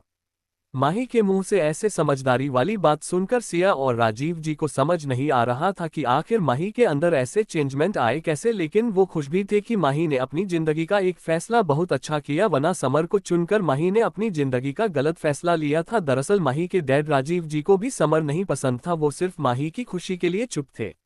उन्होंने माही के सर पर हाथ फेराते हुए कहा, मैं तुम्हारे इस फैसले से बहुत खुश हूँ और तुम्हारे साथ भी हूँ। कल से तुम ऑफिस ज्वाइन कर सकती हो, माधव तुम्हें धीरे धीरे सारा काम समझा देगा। उद्धरण चिन्ह। थैंक यू पापा, मैं बहुत खुश हूँ। माही ने सिया और राजीव जी को गले लगा लिया और फिर बोली, ठीक है मैं चलती हूँ, कसक को बता दूँ। और हाँ पापा, ऑफिस में वैसे भी मुझे कोई नहीं जानता है, तो मैं और कसक एक इंटर्न के तौर पर वर्क करेंगे, जिससे हमें वहाँ के एम्प्लॉय का बिहेवियर भी समझ आएगा और उनके काम करने का प्रोसेस। माही की बात पर राजीव जी ने हाँ में सर हिलाते हुए कहा, जैसा आपको ठीक लगे मेरी गुड़िया। उद्धरण चिन्ह। थोड़ी देर तक माही दोनों से बात करती है और राजीव जी उसे थोड़ा सा काम समझाते हैं। माही भी बहुत ध्यान से समझ रही थी। लगभग रात हो चुकी थी। माही आज अपने मम्मा और पापा के साथ उन्हीं के रूम में डिनर करती है, फिर सोने के लिए अपने रूम में चली जाती है। अपने रूम में आते ही वो सबसे पहले कपबोर्ड से टॉवल निकालती है और फ्रेश होने के लिए शावर लेने चली जाती है। माही की आदत थी कि वो सोने से पहले नहाती जरूर थी। करीब आधे घंटे बाद माही अपने गोरे बदन में पिंक कलर का टॉवल लपेट एक गाना गुनगुनाते हुए बाहर आती है कि अपने सामने बेड पर बैठे शख्स को देखकर उसकी चीख निकल जाती है। माही को चिल्लाता हुआ देखकर वो शख्स जल्दी से माही के मुंह में हाथ रख बंद कर देता है और धीरे से बोला, इतना चिल्ला क्यों रही हो स्वीट हार्ट, मैं हूं तुम्हारा इकलौता पति, अभी कल ही हमारी शादी हुई है। रिधान माही को ऐसे याद दिला रहा था जैसे कोई सदियों पुरानी बात है। तभी माही के रूम में नॉक होता है। माही बेटा क्या हुआ, तुम इतनी तेज चिल्ला क्यों रही थी? बाहर से सिया जी की आवाज सुनकर माही ने रिधान को आंख दिखाते हुए इशारा किया को वो अपना हाथ हटाए। रिधान के हाथ हटाते ही माही रिधान को बाथरूम में बंद करते हुए धमकी देते हुए बोली, अगर जरा सा भी आवाज किया तो याद रखिएगा। माही बाथरूम का गेट बंद कर रूम को खोलती है और सामने सिया जी को परेशान खड़ा देखकर बोली, कुछ नहीं मम्मा, वो चूहा आ गया था इसलिए मैं डर गई। माही की बात सुनकर सिया जी न समझी में उसे घूर कर देखती है और कहती है, तुम्हें कल भी चूहा मिला था और आज भी? क्या बात है, सच सच बताओ। उद्धरण चिन्ह। मम्मा सच बोल रही हूँ, पता नहीं क्यों मुझे चूहा दिख रहा है और मैं आजकल सपने में भी चूहा देखने लगी हो। अच्छा अब मुझे नींद आ रही है, मैं सोने जा रही हूँ, आप भी सो जाए, बाय गुड नाइट। माही ने कहा और जल्दी से दरवाजा बंद कर दिया। फिर एक गहरी सांस लेते हुए वो जल्दी से लूजती शर्ट और शॉर्ट पहन लेती है। फिर बाथरूम का दरवाजा खोलती है तो देखती है कि रिधान दीवार से टेक लगाए हैंगर में टांगे हुए उसकी ब्रा को देख रहा था। ये देखते ही माही के गाल शर्म से लाल हो जाते हैं और वो जल्दी से जाके अपनी सामान हैंगर से उतार कर बकेट में डाल देती है और रिधान से बोली, आपको शर्म आनी चाहिए, ऐसे किसी की पर्सनल चीज की नहीं देखते। वैसे तुम्हारे पॉम पॉम काफी छोटे हैं, मुझे और मेहनत करनी पड़ेगी उन्हें बड़ा करने के लिए, क्योंकि मुझे बड़े पॉम पॉम पसंद है। रिधान की बेशर्मी भरी बात सुनकर माही को गुस्सा आया और शर्म भी। वो गुस्से से बोली, क्या कहा आपने? मेरे बूब्स छोटे हैं? आपकी हिम्मत कैसे हुई ऐसे कमेंट करने की? आप बिना देखे ऐसे कैसे कह सकते हैं? मेरा साइज एकदम परफेक्ट है, 30 है। तो छोटे कहाँ से हुए? माही जाने अनजाने में रिधान से सब बोल गई। आखिर जैसे लड़कों को उनके साइज को लेकर गुस्सा आता है, वैसे हम लड़कियों को भी गुस्सा आता है जब कोई हमारे फिगर पर ऐसे कमेंट करेगा। माही न तो ज्यादा मोटी थी न ही दुबली, वो एकदम फिट फाइन थी। माही की बात सुनकर रिधान माही की कमर में हाथ डालकर उसे अपने करीब करते हुए बोला, वही तो स्वीट हार्ट, मुझे 30 नहीं 40 के आसपास चाहिए। डोंट वरी, अब मैं हूं ना, देखना मैं तुम्हें और हॉट एंड सेक्सी बना दूंगा। उद्धरण चिन्ह। रिधान माही को इंटेंस नजरों से घूर रहा था। वही अब तक शर्म से पानी पानी हो चुकी थी कि तभी उसे अपने पेट के पास कुछ हार्ड सा महसूस होता है, जिससे उसकी नजर हैरानी से फैल जाती है और वो जल्दी से रिधान से अलग होती है और बोली, वो सब छोड़िए, ये बताइए आप यहाँ क्यों आए थे? उद्धरण चिन्ह। माही ने कहा और रिधान को लेकर रूम के बाहर आ गई। रिधान भी बेड पर आराम से बैठता हुआ बोला, अब जहां मेरी बीवी रहेगी वहीं मैं रहूंगा। रिधान, आप मुझे परेशान क्यों कर रहे हैं, बता दीजिए न क्यों आए हैं? माही ने कहा, क्योंकि वो अब धीरे धीरे कंट्रोल खो रही थी। उसकी नज़र बार बार रिधान के पैंट की तरफ जा रही थी, जहां आप उसकी टाइटनेस साफ दिख रही थी कि रिधान इस वक्त बहुत एक्टिव हो रहा है। ऐसे छुप छुप कर ऊपर से क्या देखना, तुम कहो तो मैं पैंट उतार दूं। रिधान आज पूरी तरह से बेशर्म बनने वाला था। माही को अब खुद के ऊपर ही गुस्सा आ रहा था, आखिर उसने ऐसा किया ही क्यों देखा उसकी तरफ। माही झुंझलाते हुए टेबल पर बैठती है और अपनी बुक खोलकर रिधान से बोली, अगर आपको नहीं बताना तो मत बताइए, लेकिन मुझे डिस्टर्ब न करिए क्योंकि मेरे एग्जाम स्टार्ट होने वाले हैं। आप जा सकते हैं। माही का पढ़ने का मन नहीं था, लेकिन वो अब रिधान को इग्नोर करना चाहती थी, इसलिए उसने सारा फोकस पढ़ाई में लगाया कि तभी उसे रिधान की बात सुनाई दी, मुझे भूख लगी और मेरा मन आलू के पराठे खाने का है। उद्धरण चिन्ह। तो अपने घर जाए, वहां पर बहुत सारे मल्टी टैलेंटेड शेफ हैं, उनसे कहिए आपके एक इशारे में कई सारे डिश बना देंगे। फिर ये आलू के पराठे क्या चीज है? माही ने जबरदस्ती की मुस्कान के साथ कहा। उसकी बात सुनकर रिधान ने माही के खूबसूरत चेहरे को निहारते हुए कहा, लेकिन मैं तो अपनी खूबसूरत बीवी के हाथों का ही खाऊंगा। देखो, अगर तुम्हें नहीं बनाना है तो मैं उसके बदले तुम्हें खाकर अपना पेट भर लूंगा, वैसे भी तुम्हें खाने का एक अलग ही मजा है। इतना बोलते हुए रिधान ने बहुत ही सेंसुअल तरीके से अपने होंठों में जीभ फिराई कि माही की पूरी बॉडी में झंझनाहट फैल गई। उसका दिल इतनी तेज धड़क रहा था कि अभी उसके शरीर से बाहर आ जाएगा। फैसला तुम्हारे हाथ में है, अब तुम खुद मेरा डिनर बनोगी या फिर मेरे लिए अपने हाथों से डिनर बनाओगी?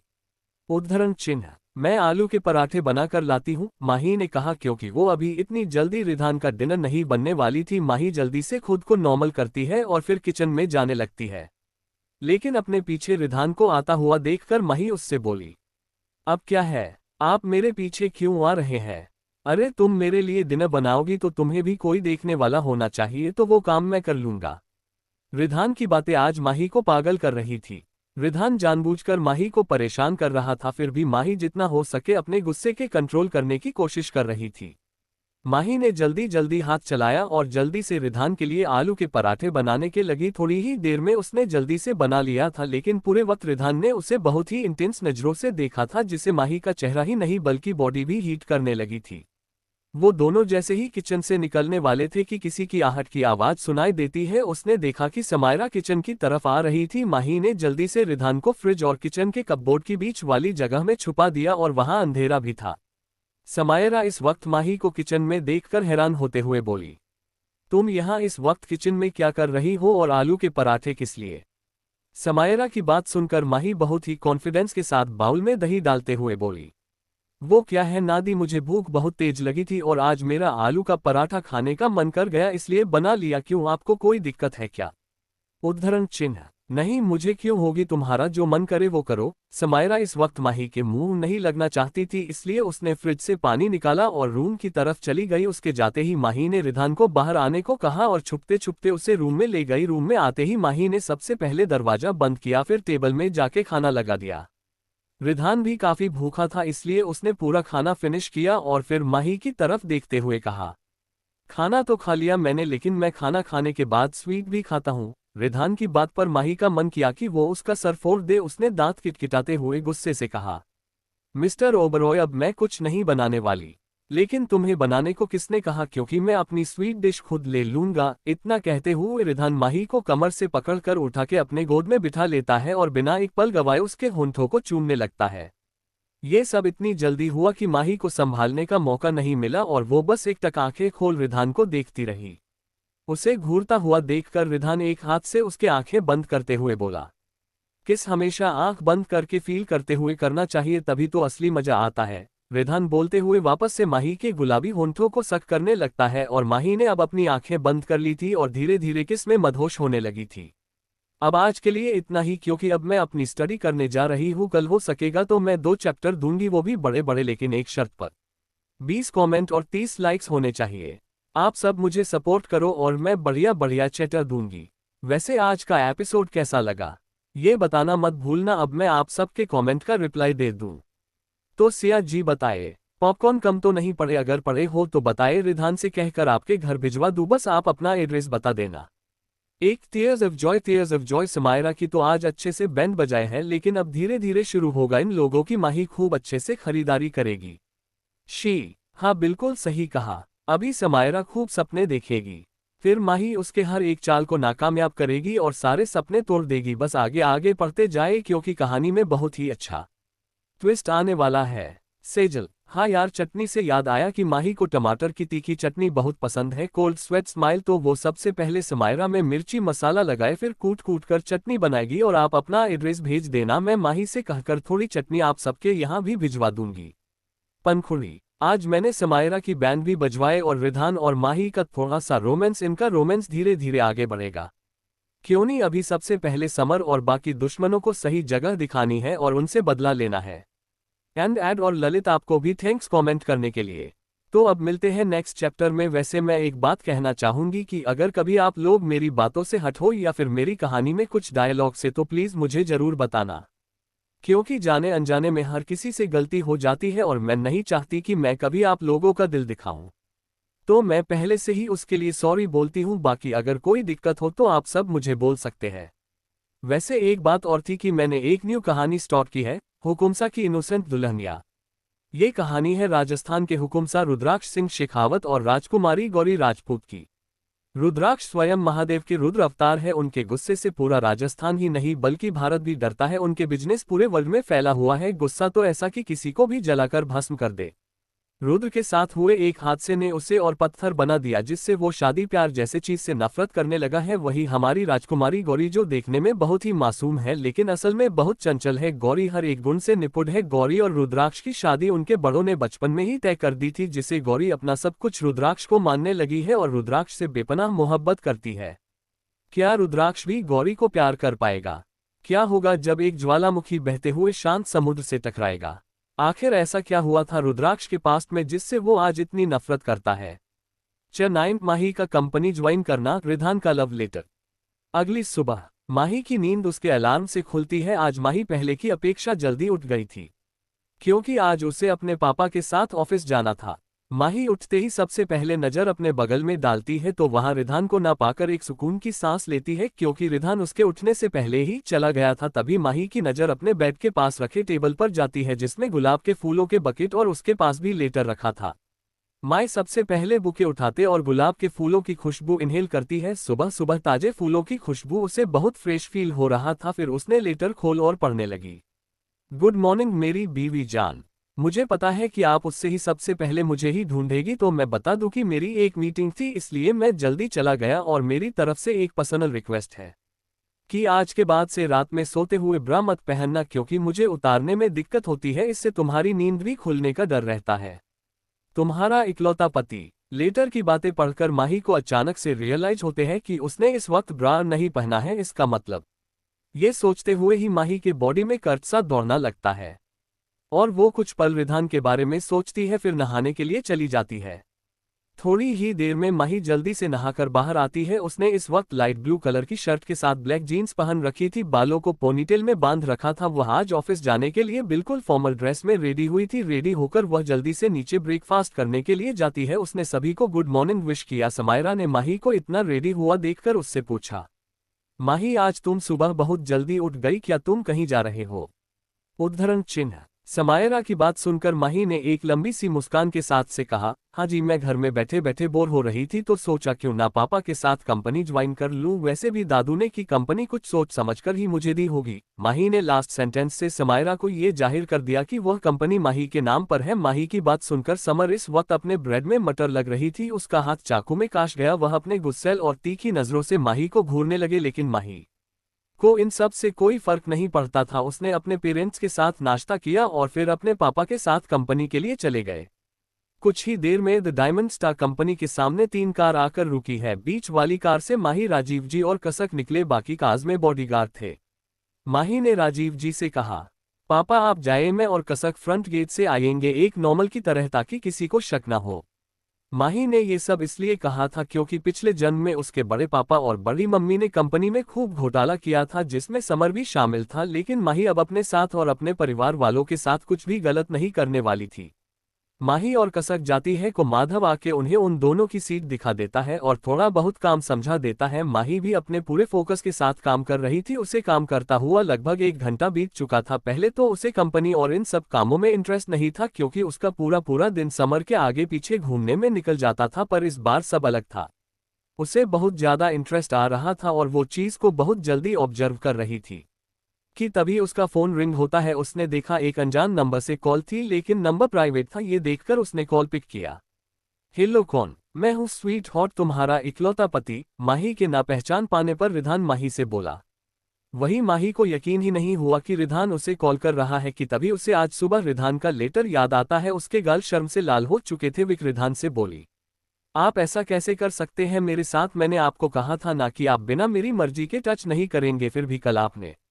उद्धरण चिन्ह। माही आगे कुछ बोलती उससे पहले ही रिधान बोला, ओह अच्छा जी, लेकिन तुम शायद कुछ भूल गई स्वीट हॉट की कल रात में तुम ही मेरे करीब आई थी और मेरी बाहों में चैन की सुकून की नींद सोई थी। अब तुम ही बताओ, जब मेरी इतनी खूबसूरत बीवी मेरे इतने करीब रहेगी तो मैं भला कैसे कंट्रोल करूंगा? तारांकन। रिधान की बातों से माही शर्म से पानी पानी हो रही थी। उसे फोन पर बात करता हुआ देख वहां की हेड डिपार्टमेंट मिस लिसा उसके पास आती है और उससे रुड होते हुए बोली, मिस माही आपका काम कंप्लीट हो गया। तारांकन। लिसा की बात सुनकर माही ने एक नज़र घूरकर उसे देखा, क्योंकि वो रिधान से कितनी प्यारी बातें और शिकायत कर रही थी। लेकिन लिसा ने आकर डिस्टर्ब कर दिया। उसने रिधान से कहा, मैं आपको बाद में कॉल करूं। वो दरअसल मैं कंपनी आई हूं, अगर आप फ्री हैं तो हम लंच में मिले। उद्धरण चिन्ह। तुम्हारे लिए तो मैं हमेशा फ्री रहूंगा, एड्रेस भेज देना बाय स्वीट हॉट। इतना कहते हुए रिधान ने कॉल कट कर दी।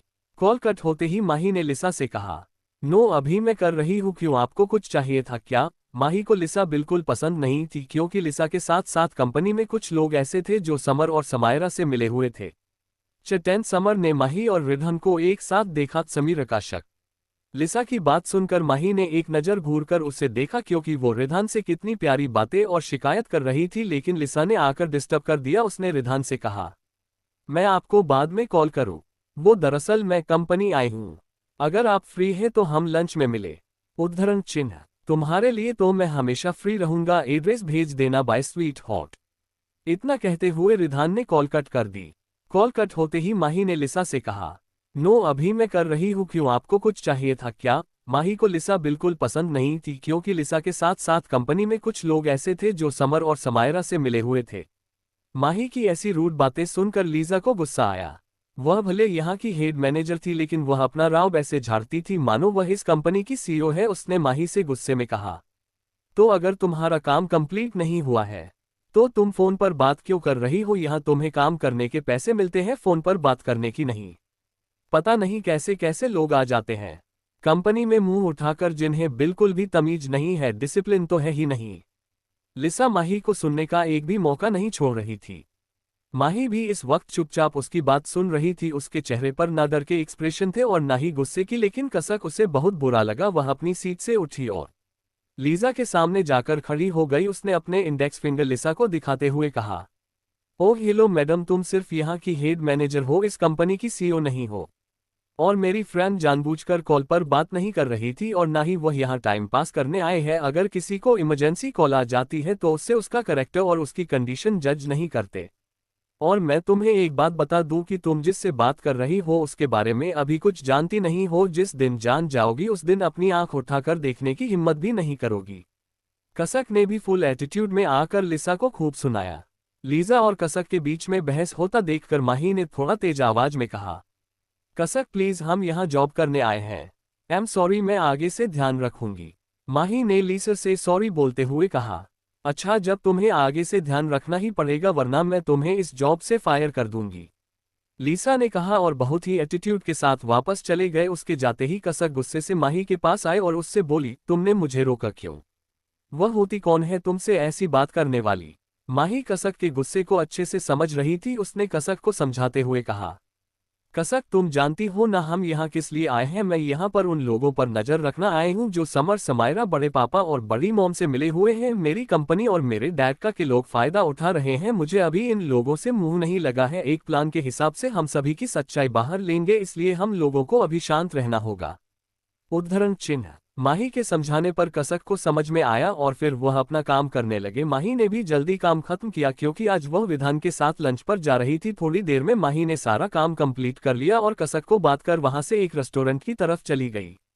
माही ने पहले ही विधान को एड्रेस मैसेज कर दिया था। थोड़ी देर में माही की कार एक रेस्टोरेंट के सामने आकर रुकती है। माही खुद ड्राइव करके आई थी। उसने चारों तरफ नजर दुदाई और फिर उसे रेस्टोरेंट के अंदर चली गई। उसने अंदर जाकर विंडो साइड वाली सीट पर देखा कि विधान पहले से ही उसका इंतजार कर रहा था। उसे इंतजार करता हुआ देखकर माही उसके पास जाती है। विधान, क्या मैं आपको बहुत ज्यादा इंतजार करवाया? उसके लिए सॉरी। माही की क्यूट और प्यारी सी आवाज सुनकर विधान माही की तरफ मुड़ता है और माही के लिए चेयर बाहर निकलते हुए बोला, बिल्कुल नहीं, और वैसे भी मैं तो पूरी जिंदगी तुम्हारा इंतजार कर सकता हूँ, ये तो कुछ भी नहीं है। विधान की बातें सुनकर माही फिर से ब्लश करने लगती है। उसके चेहरे की मुस्कुराहट देखकर विधान मन ही मन बहुत सुकून मिलता है। तो बताए आखिर आप क्या खाना पसंद करेंगे बीवी साहिब? विधान ने बड़े ही अदब के साथ माही से कहा। उसके इस जेस्चर को देखकर माही मुस्कुराने से खुद को रोक न पाए। उसने कहा, आज मैं आपकी पसंद का खाऊंगी, आखिर मुझे भी तो पता चले कि मेरे पति की पसंद कैसी है। उद्धरण चिन्ह। ये तो तुम अपने आप को आईने में देख लो, तुम्हें खुद पता चल जाएगा कि मेरी पसंद कैसी है। विधान ने माही की बात पर जवाब दिया। विधान उसे परेशान करने का, उसे छेड़ने का एक भी मौका नहीं छोड़ता था। माही भी उसके साथ बहुत खुश और कंफर्टेबल फील करती थी। विधान ने माही और अपने दोनों के लिए खाना मंगवाया और दोनों ऐसे ही बातें करते करते खाना खाते हैं कि तभी माही की नज़र खिड़की के बाहर कर से उतरते हुए समर के ऊपर गई। ओ गॉड, ये समर इस वक्त यहाँ क्या कर रहा है? माही ने समर को देखते हुए कहा। माही की आवाज सुनकर विधान ने भी उसी तरफ देखा तो समर के साथ साथ समायरा भी यहाँ पर थी। लो, तुम्हारा एक्स बॉयफ्रेंड आ गया यहाँ पर। आई थिंक वह हम दोनों के बीच में कबाब में हड्डी बनता है। विधान को समर और समायरा का यहाँ आना बिल्कुल भी पसंद नहीं आया। माही का भी कुछ ऐसा ही हाल था। वह यहाँ पर विधान के साथ कुछ क्वालिटी टाइम स्पेंड करने आई थी, लेकिन उन दोनों को देखकर उसका दिमाग खराब हो गया। माही के एक्सप्रेशन देखकर प्रधान ने उससे कहा, ठीक है, मैं फिर चलता हूँ, हम बाद में कभी साथ में लंच करेंगे। विधान इतना बोलकर जैसे ही उठना को होता है कि माही उसका हाथ पकड़कर उसे वापस से बिठाती है और कहती है, उसकी कोई जरूरत नहीं है, हम उन दोनों के लिए अपने लंच को क्यों वेस्ट करें। उद्धरण चिन्ह। लेकिन समर, अगर तुम्हें मेरे साथ दिखेगा तो। उद्धरण चिन्ह। विधान की बात पूरी होती उससे पहले ही माही ने अपने बैग से एक डॉक्यूमेंट्स की फाइल निकलते हुए टेबल पर रख दिया और कहा, मिस्टर ओबरॉय, शायद आप भूल रहे हैं कि आपकी कंपनी और मेरी कंपनी दोनों मिलकर एक बहुत बड़े प्रोजेक्ट पर काम करने वाली है, तो उसी बेसिस पर मैं आपसे कुछ डिस्कस करने आई हूँ। इसमें कुछ गलत है क्या? उद्धरण चिन्ह। माही का आइडिया और इसका एक्सप्लेनेशन विधान को बहुत पसंद आया। विधान माही को बचपन से ही बहुत पसंद करता था। माही उसके लिए बचपन का प्यार थी और अभी भी वह माही पर अपनी जान तक कर कुर्बान कर सकता है। समर और समायरा दोनों अंदर आते हैं। समर सीधा अपनी बुक की हुई सीट पर बैठने जा रहा था, लेकिन समायरा की नज़र माही और विधान पर गई। उसने तुरंत समर का हाथ पकड़ा और उसे तरफ इशारा किया। ये दोनों इस वक्त एक साथ यहाँ क्या कर रहे हैं? समर माही और विधान को एक साथ लंच करता हुआ देख बोला, समर डायरेक्ट माही और विधान के पास जाता है। विधान को देखकर उसके आंखों में नफरत, जलन, गुस्सा सब कुछ एक साथ आ गया था। उसने माही से गुस्से में कहा, माही तुम मुझे धोखा देने की कोशिश कर रही हो। तुम मेरे पीठ पीछे मेरे ही इस सौतेले भाई से के साथ लंच कर रही हो। तुमने मुझे एक बार भी पूछना जरूरी नहीं समझा। समर की बातें सुनकर माही के हाथ रुक जाते हैं। उसने एक नज़र घूरकर समर को देखा और फिर उसके पीछे खड़ी समायरा को उसने समर से कहा, तुम मेरी छोड़ो, ये बताओ कि तुम इस वक्त मेरी डी के साथ यहाँ क्या कर रहे हो। सवाल मैंने पूछा है, पहले जवाब तुम दोगी क्योंकि तुमने मुझे चीट करने की कोशिश की है। समर बिना कुछ सोचे समझे माही पर इल्जाम लगा रहा था। ये सिर्फ और सिर्फ समायरा के भड़काने का नतीजा था। समायरा वैसे भी माही के लिए समर को भटकती रहती थी। उसे दिन जब माही को होश आया था तो विधान के रूम में देखकर ही समर को बहुत ज्यादा गुस्सा आया। समर अच्छे से जानता था कि विधान माही से बहुत प्यार करता है और वह उसकी सच्चाई एक न एक दिन माही के सामने रूबरू जरूर करवा देगा। और अगर समर की सच्चाई माही के सामने आ गई तो उसका सपना, प्रॉपर्टी, सब कुछ उसके हाथ से चला जाएगा। माही ने अपने आप को रिलैक्स किया और बैठे हुए ही समर की तरफ इस तरह से देखा मानो वह किसी जोकर को देख रही हो। उसने समर से बिल्कुल शांत तरीके से कहा, पहली बात तो ये कि मैं ऐसी कोई राह चलती लड़की नहीं हूं जो अपने बॉयफ्रेंड या फिर अपने मंगेतर के होते हुए किसी दूसरे मर्दों के साथ चक्कर चलाओ। और दूसरी चीज कि तुमने बिना सोचे समझे जाकर मुझ पर इल्जाम लगा दिया। कम से कम एक बार मुझसे पूछते तो। एनीवे, मैं यहाँ कंपनी के बहाफ पर आई हूँ और अगर तुम्हें यकीन नहीं हो रहा है तो तुमने डॉक्यूमेंट देख लो। उद्धरण चिन्ह। माही ने फाइल उठाते हुए समर के सामने रखा और फिर अपनी बात आगे बढ़ते हुए कहा, मिस्टर ओबरॉय और हमारी कंपनी दोनों एक साथ मिलकर बहुत बड़े प्रोजेक्ट पर काम कर रही है, इसलिए मैं उनके साथ कुछ टर्म और कंडीशन डिस्कस करने आए थे। ये हमारा सिर्फ प्रोफेशनल काम था। और तीसरी बात कि मैं आइंदा से तुमसे पूछकर तुम्हारी परमिशन लेकर कोई काम नहीं करूंगी। आज तक मेरे मामा और पापा ने मुझ पर कोई रोक टोक नहीं लगे और मैं तुमसे भी यही उम्मीद करती हूँ। फिलहाल अब तो तुमने मेरी सारी उम्मीद तोड़ दी है इस तरह का घटिया और बेतुका इल्जाम लगाकर। उद्धरण चिन्ह। माही ने समर को उसकी औकात के अनुसार बहुत ही अच्छी तरीके से जवाब दिया। समर डॉक्यूमेंट को देखकर और माही की बात पर उसे एहसास होता है कि उसने जल्दी जल्दी में अपने नफरत के चलते कैसे क्या कर दिया कि तभी उसे विधान की बात सुनाई देती है, मिस अग्रवाल, मुझे लगता है कि आपका फियांसे को आप पर कुछ ज्यादा ही शक है और जहां शक होता है वहां प्यार तो क्या, प्यार का नामोनिशान नहीं होता। आप ऐसे इंसान के साथ कैसे अपनी लाइफ बिता सकती है। विधान की बातें समर के जले पर नमक छिड़क रही थी और विधान मन ही मन बहुत खुश हो रहा था। तभी समर अपने घुटनों पर बैठते हुए माही का हाथ पकड़कर बोला, आई एम सॉरी माही, मुझे नहीं पता था, मैं जल्दी जल्दी में ऐसे बोल गया। तुम्हें तो पता है ना मैं तुम्हारे लिए कितना ओवर प्रोटेक्टिव हूँ। तुम्हें किसी और के साथ देखकर मुझे बहुत जल्दी फील हुआ और मेरी जो मन में आया मैंने वह सब बोल दिया। मुझे माफ कर दो माही, मैं तुम पर बहुत ट्रस्ट करता हूँ और आगे से मैं बिल्कुल तुम पर शक नहीं करूंगा। उद्धरण चिन्ह। विधान की नज़र सिर्फ और सिर्फ समर के हाथ पर थी, जिसने उसे वक्त उसके हाथ को पकड़ा हुआ था। तभी माही को अपने आसपास का टेम्परेचर थोड़ा गिरता हुआ महसूस होता है। वह अच्छे से समझ गई थी। उसने तुरंत अपना हाथ हटाया और समर से कहा, मैं तुम्हें इतनी जल्दी माफ नहीं कर सकती क्योंकि तुमने मेरा दिल दुखाया है। फिलहाल तुम यहाँ से जाओ, मुझे अपनी कुछ मीटिंग डिस्कस करनी है। माही के कहने पर समर अपनी जगह से खड़ा हुआ और फिर से रिक्वेस्ट करते हुए बोला, ठीक है, लेकिन आज का डिनर तुम्हें मेरे साथ करना होगा, प्लीज माही, मना मत करना। उद्धरण चिन्ह। ओके फाइन, मैं तुम्हें शाम तक बता दूंगी। उद्धरण चिन्ह। मुझे पता था तुम मुझे एक मौका जरूर दोगी अपनी गलती सुधारने का। उद्धरण चिन्ह। समर ने कहा और वहां से उठकर चला गया। समायरा भी उसके पीछे पीछे चली गई। उसने बहुत ध्यान से विधान और माही को नोटिस किया था। उन दोनों के जाते ही विधान टिश्यू पेपर को हल्का सा वेट करके माही का हाथ साफ करता है। ये देखकर माही ने उससे कहा, ओवर पजेसिव। उद्धरण चिन्ह। नहीं मेरी जान, तुम पर सिर्फ और सिर्फ मेरा हक है, तुम्हें छूने का, तुम्हें प्यार करने का, तुम्हें खुश रखने का, तुम्हें क्या करने का। अगर इसकी जगह और किसी ने तुम्हें टच किया होता तो आज उसका हाथ उसके शरीर से अलग होता। मैं सिर्फ तुम्हारी वजह से चुप हूं, वरना मुझे एक सेकंड ना लगता इन्हें इनकी औकात दिखाने में। माही उसकी बातों को अच्छे से समझ रही थी। अच्छा ठीक है, अब लंच करें, मुझे भूख लग रही है। माही ने माहौल को हल्का करते हुए कहा और दोनों फिर साथ में लंच करने लगते हैं। लंच करने के बाद माही वापस से कंपनी चली जाती है। समर और समायरा भी थोड़ी देर तक रुकते हैं और फिर अपने अपने घर चले जाते हैं। रूम में आते ही समायरा अपने बेड में बैठे हुए खुद से बोली, यह माही कुछ ज्यादा ही नहीं आगे बढ़ रही है, मुझे इसके अंदर कुछ चेंजमेंट लग रहा है, ये कुछ बदली बदली सी नजर आ रही है। फिलहाल इसके बारे में पता कर लूंगी, लेकिन अभी मुझे मिस्टर ओबरॉय पर फोकस करना है। उद्धरण चिन्ह। इतना सोचते हुए वह अपने रूम से निकल जाती है और कॉरिडोर की तरफ से होते हुए नीचे जा रही थी कि तभी उसकी नज़र माही के रूम पर गई। माही का रूम हल्का सा खुला था, शायद किसी सर्वेंट ने उसका रूम साफ करते हुए सही से बंद नहीं किया था। समायरा ने कुछ सोचा और फिर अपने कदम माही के रूम की तरफ बढ़ा दिए। रूम में जाकर को हर एक चीज बहुत डीपली नोटिस कर रही थी कि तभी उसकी नज़र सामने टेबल पर रखे हुए गुलाब के बुके पर गई और उसकी आंखें चमक से भर गई। ओ माय गॉड, की फूल कितनी सुंदर है, लेकिन कि माही के रूम में कैसे आए और माही को किसने दिए? उद्धरण चिन्ह। समायरा जैसे ही उन फूलों को अपने हाथों से उठाने चली थी कि उससे पीछे से किसी की आवाज सुनाई दी। आप मेरे रूम में क्या कर रहे हैं? यह आवाज किसी और की नहीं बल्कि माही की थी। माही की आवाज सुनकर समर हल्का सा हड़बड़ा गई। उसने वह पीछे मुड़ी और बोली, कुछ नहीं, मैं बस यहां से गुजर रही थी, तुम्हारे कमरे का दरवाजा खुला था इसलिए सोचा बंद कर दूं तो सामने ये बुके देखा। वैसे तुम्हें ये बुक किसने दिया?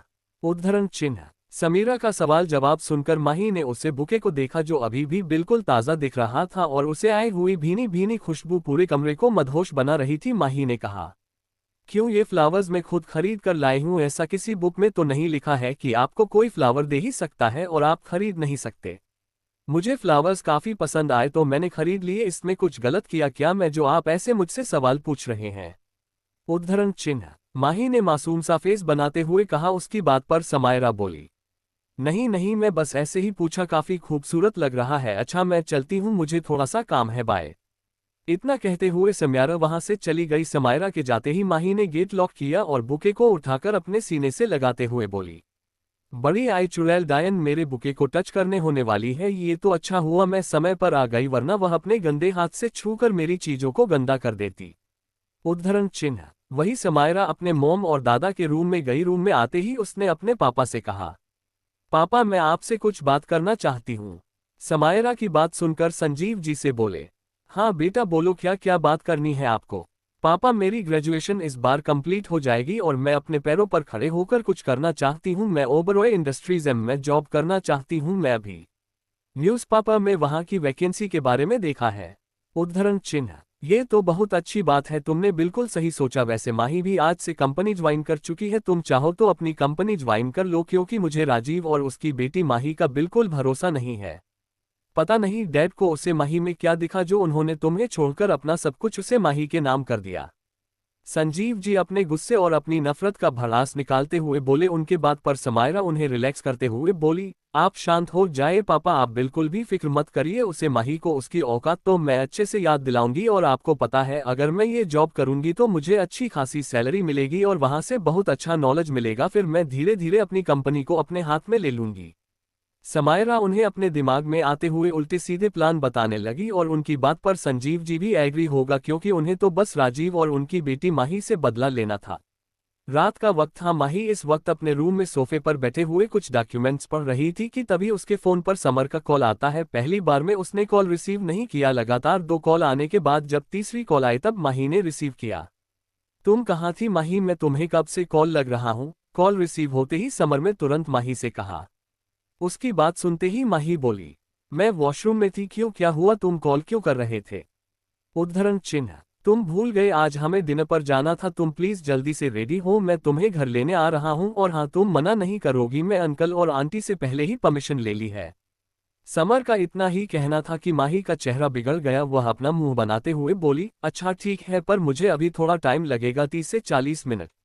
उसने जानबूझकर समर को वेट करने के लिए था। उसका फोन करते ही माही के दिमाग में प्रधान का ख्याल आया। उसने विधान को मैसेज किया, आई एम सॉरी बट मुझे समर के साथ डिनर पर जाना होगा। बस ये समझ लो कि मैं अपने दुश्मन की कमजोरी पकड़ने के लिए जा रही हूं ताकि मैं उससे पर अच्छे से अपना वार कर सकूं।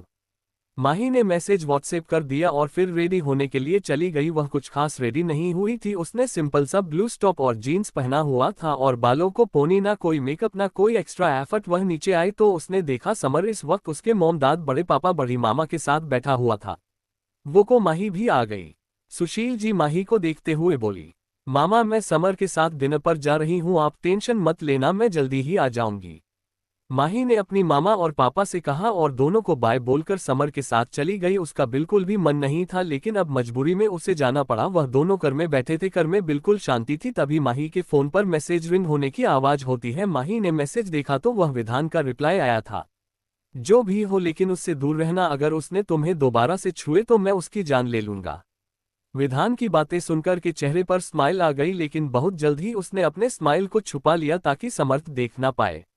माही, क्या तुम मुझसे अभी भी गुस्सा हो? समर ड्राइविंग करते हुए माही की तरफ देखकर बोला। उसकी बात सुनकर माही ने गहरी सांस ली और फिर कहा, नहीं, मैं अब गुस्सा नहीं हूं, बट मुझे तुम्हारा वह बिहेवियर बिल्कुल भी नहीं पसंद आया। फिलहाल तुमने मुझे बताया नहीं कि तुम समायरा डी के साथ वहां पर क्या कर रहे थे। माही के सवाल पूछने पर समर शक्पक गया। उसने कहा, मैं कंपनी से लंच करने आया था तो हमारा मुझे रास्ते में मिल गई तो हम दोनों साथ चले आए। बाकी जैसा तुम सोच रहे हो वैसा हमारे बीच में कुछ नहीं है, हमारा मेरी बस एक फ्रेंड है। पर मैंने तो तुम पर ऐसा कुछ एलिगेशन लगाया ही नहीं, ना मैं तुमसे कहा, फिर तुम इतनी सफाई क्यों दे रहे हो? समर का एक्सप्लेनेशन सुनकर माही ने उससे कहा, मैं बस इसलिए कह रहा था ताकि तुम मेरे बारे में गलत मत समझो। माही, मैं तुमसे बहुत प्यार करता हूं और मैं तुम्हारे साथ ही अपनी जिंदगी बिताना चाहता हूं। प्लीज मुझे कभी छोड़कर मत जाना, वरना मैं जी नहीं पाऊंगा। उद्धरण चिन्ह। समर की बातें माही के दिमाग को हैंग कर रही थी। हाँ हाँ, तुम जीतू वैसे भी नहीं पाओगे, पैसों के बिना, मेरी प्रॉपर्टी के बिना। तुम मुझसे प्यार नहीं करते, मेरे पैसे मेरे प्रॉपर्टी से प्यार करते हो, और मैं तो तुम्हें छोड़कर कब का चली गई हूं कि तो बस तुमसे बदला लेने के लिए तुम्हें एक फूटी कौड़ी बना दूं भी ना दूं। तुम्हारा जैसे इंसान कुत्ता का नालायक, मतलबी, लालची। माही मन ही मन समर को खूब गालियां खुश रही है। कुछ ही देर में वह लोग एक अच्छे से रेस्टोरेंट के बाहर आकर रखते हैं। समर माही को लेकर रेस्टोरेंट के अंदर अपनी बुक की हुई सीट पर जाता है। उसने पहले से ही टेबल पर फ्लावर्स के बुके अरेंज करवा दिए थे और वह बुके माही को देते हुए बोला, आई एम सॉरी, मैं फिर से तुमसे माफी मांगता हूं, प्लीज मुझसे नाराज मत रहो और मुझे माफ कर दो। समर के बार बार सॉरी बोलने पर माही पूरी तरह से इरिटेट हो चुकी थी। उसने बुके दिया लेकिन वापस टेबल पर रख दिया और बोली, इट्स ओके, मैं तुम्हारी सॉरी एक्सेप्ट कर ली है। क्या मैं खाना खाऊं? मुझे भूख लग रही है। हाँ हाँ, क्यों नहीं, मैंने सब कुछ तुम्हारा फेवरेट ऑर्डर किया है, समझ ने कहा और वेटर को डिनर लगाने का इशारा किया। माही ना ज्यादा समर की तरफ देख रही थी और ना ही ज्यादा इधर उधर। उसने अपना खाना खुद अपनी प्लेट में सर्व किया और धीरे धीरे खाने वालों की। तभी उसकी नज़र एक किनारे बैठे हुए एक शख्स पर जाती है जिसने इस वक्त अपने चेहरे पर मास्क लगाए हुआ था। वह लैपटॉप पर कुछ काम कर रहा था। थोड़ी देर उसे देखने के बाद माही को जैसे ही रियलाइज हुआ, उसकी आंखें हैरानी से फैल गई और उसे खाने का ठहाका लग गया। वह जोर जोर से खांसने लगी। हेलो गाइस, टू कैसी लगी स्टोरी आपको कमेंट में जरूर बताइएगा। Thanks for watching. Next episode कल तक अपलोड हो जाएगी। Take care.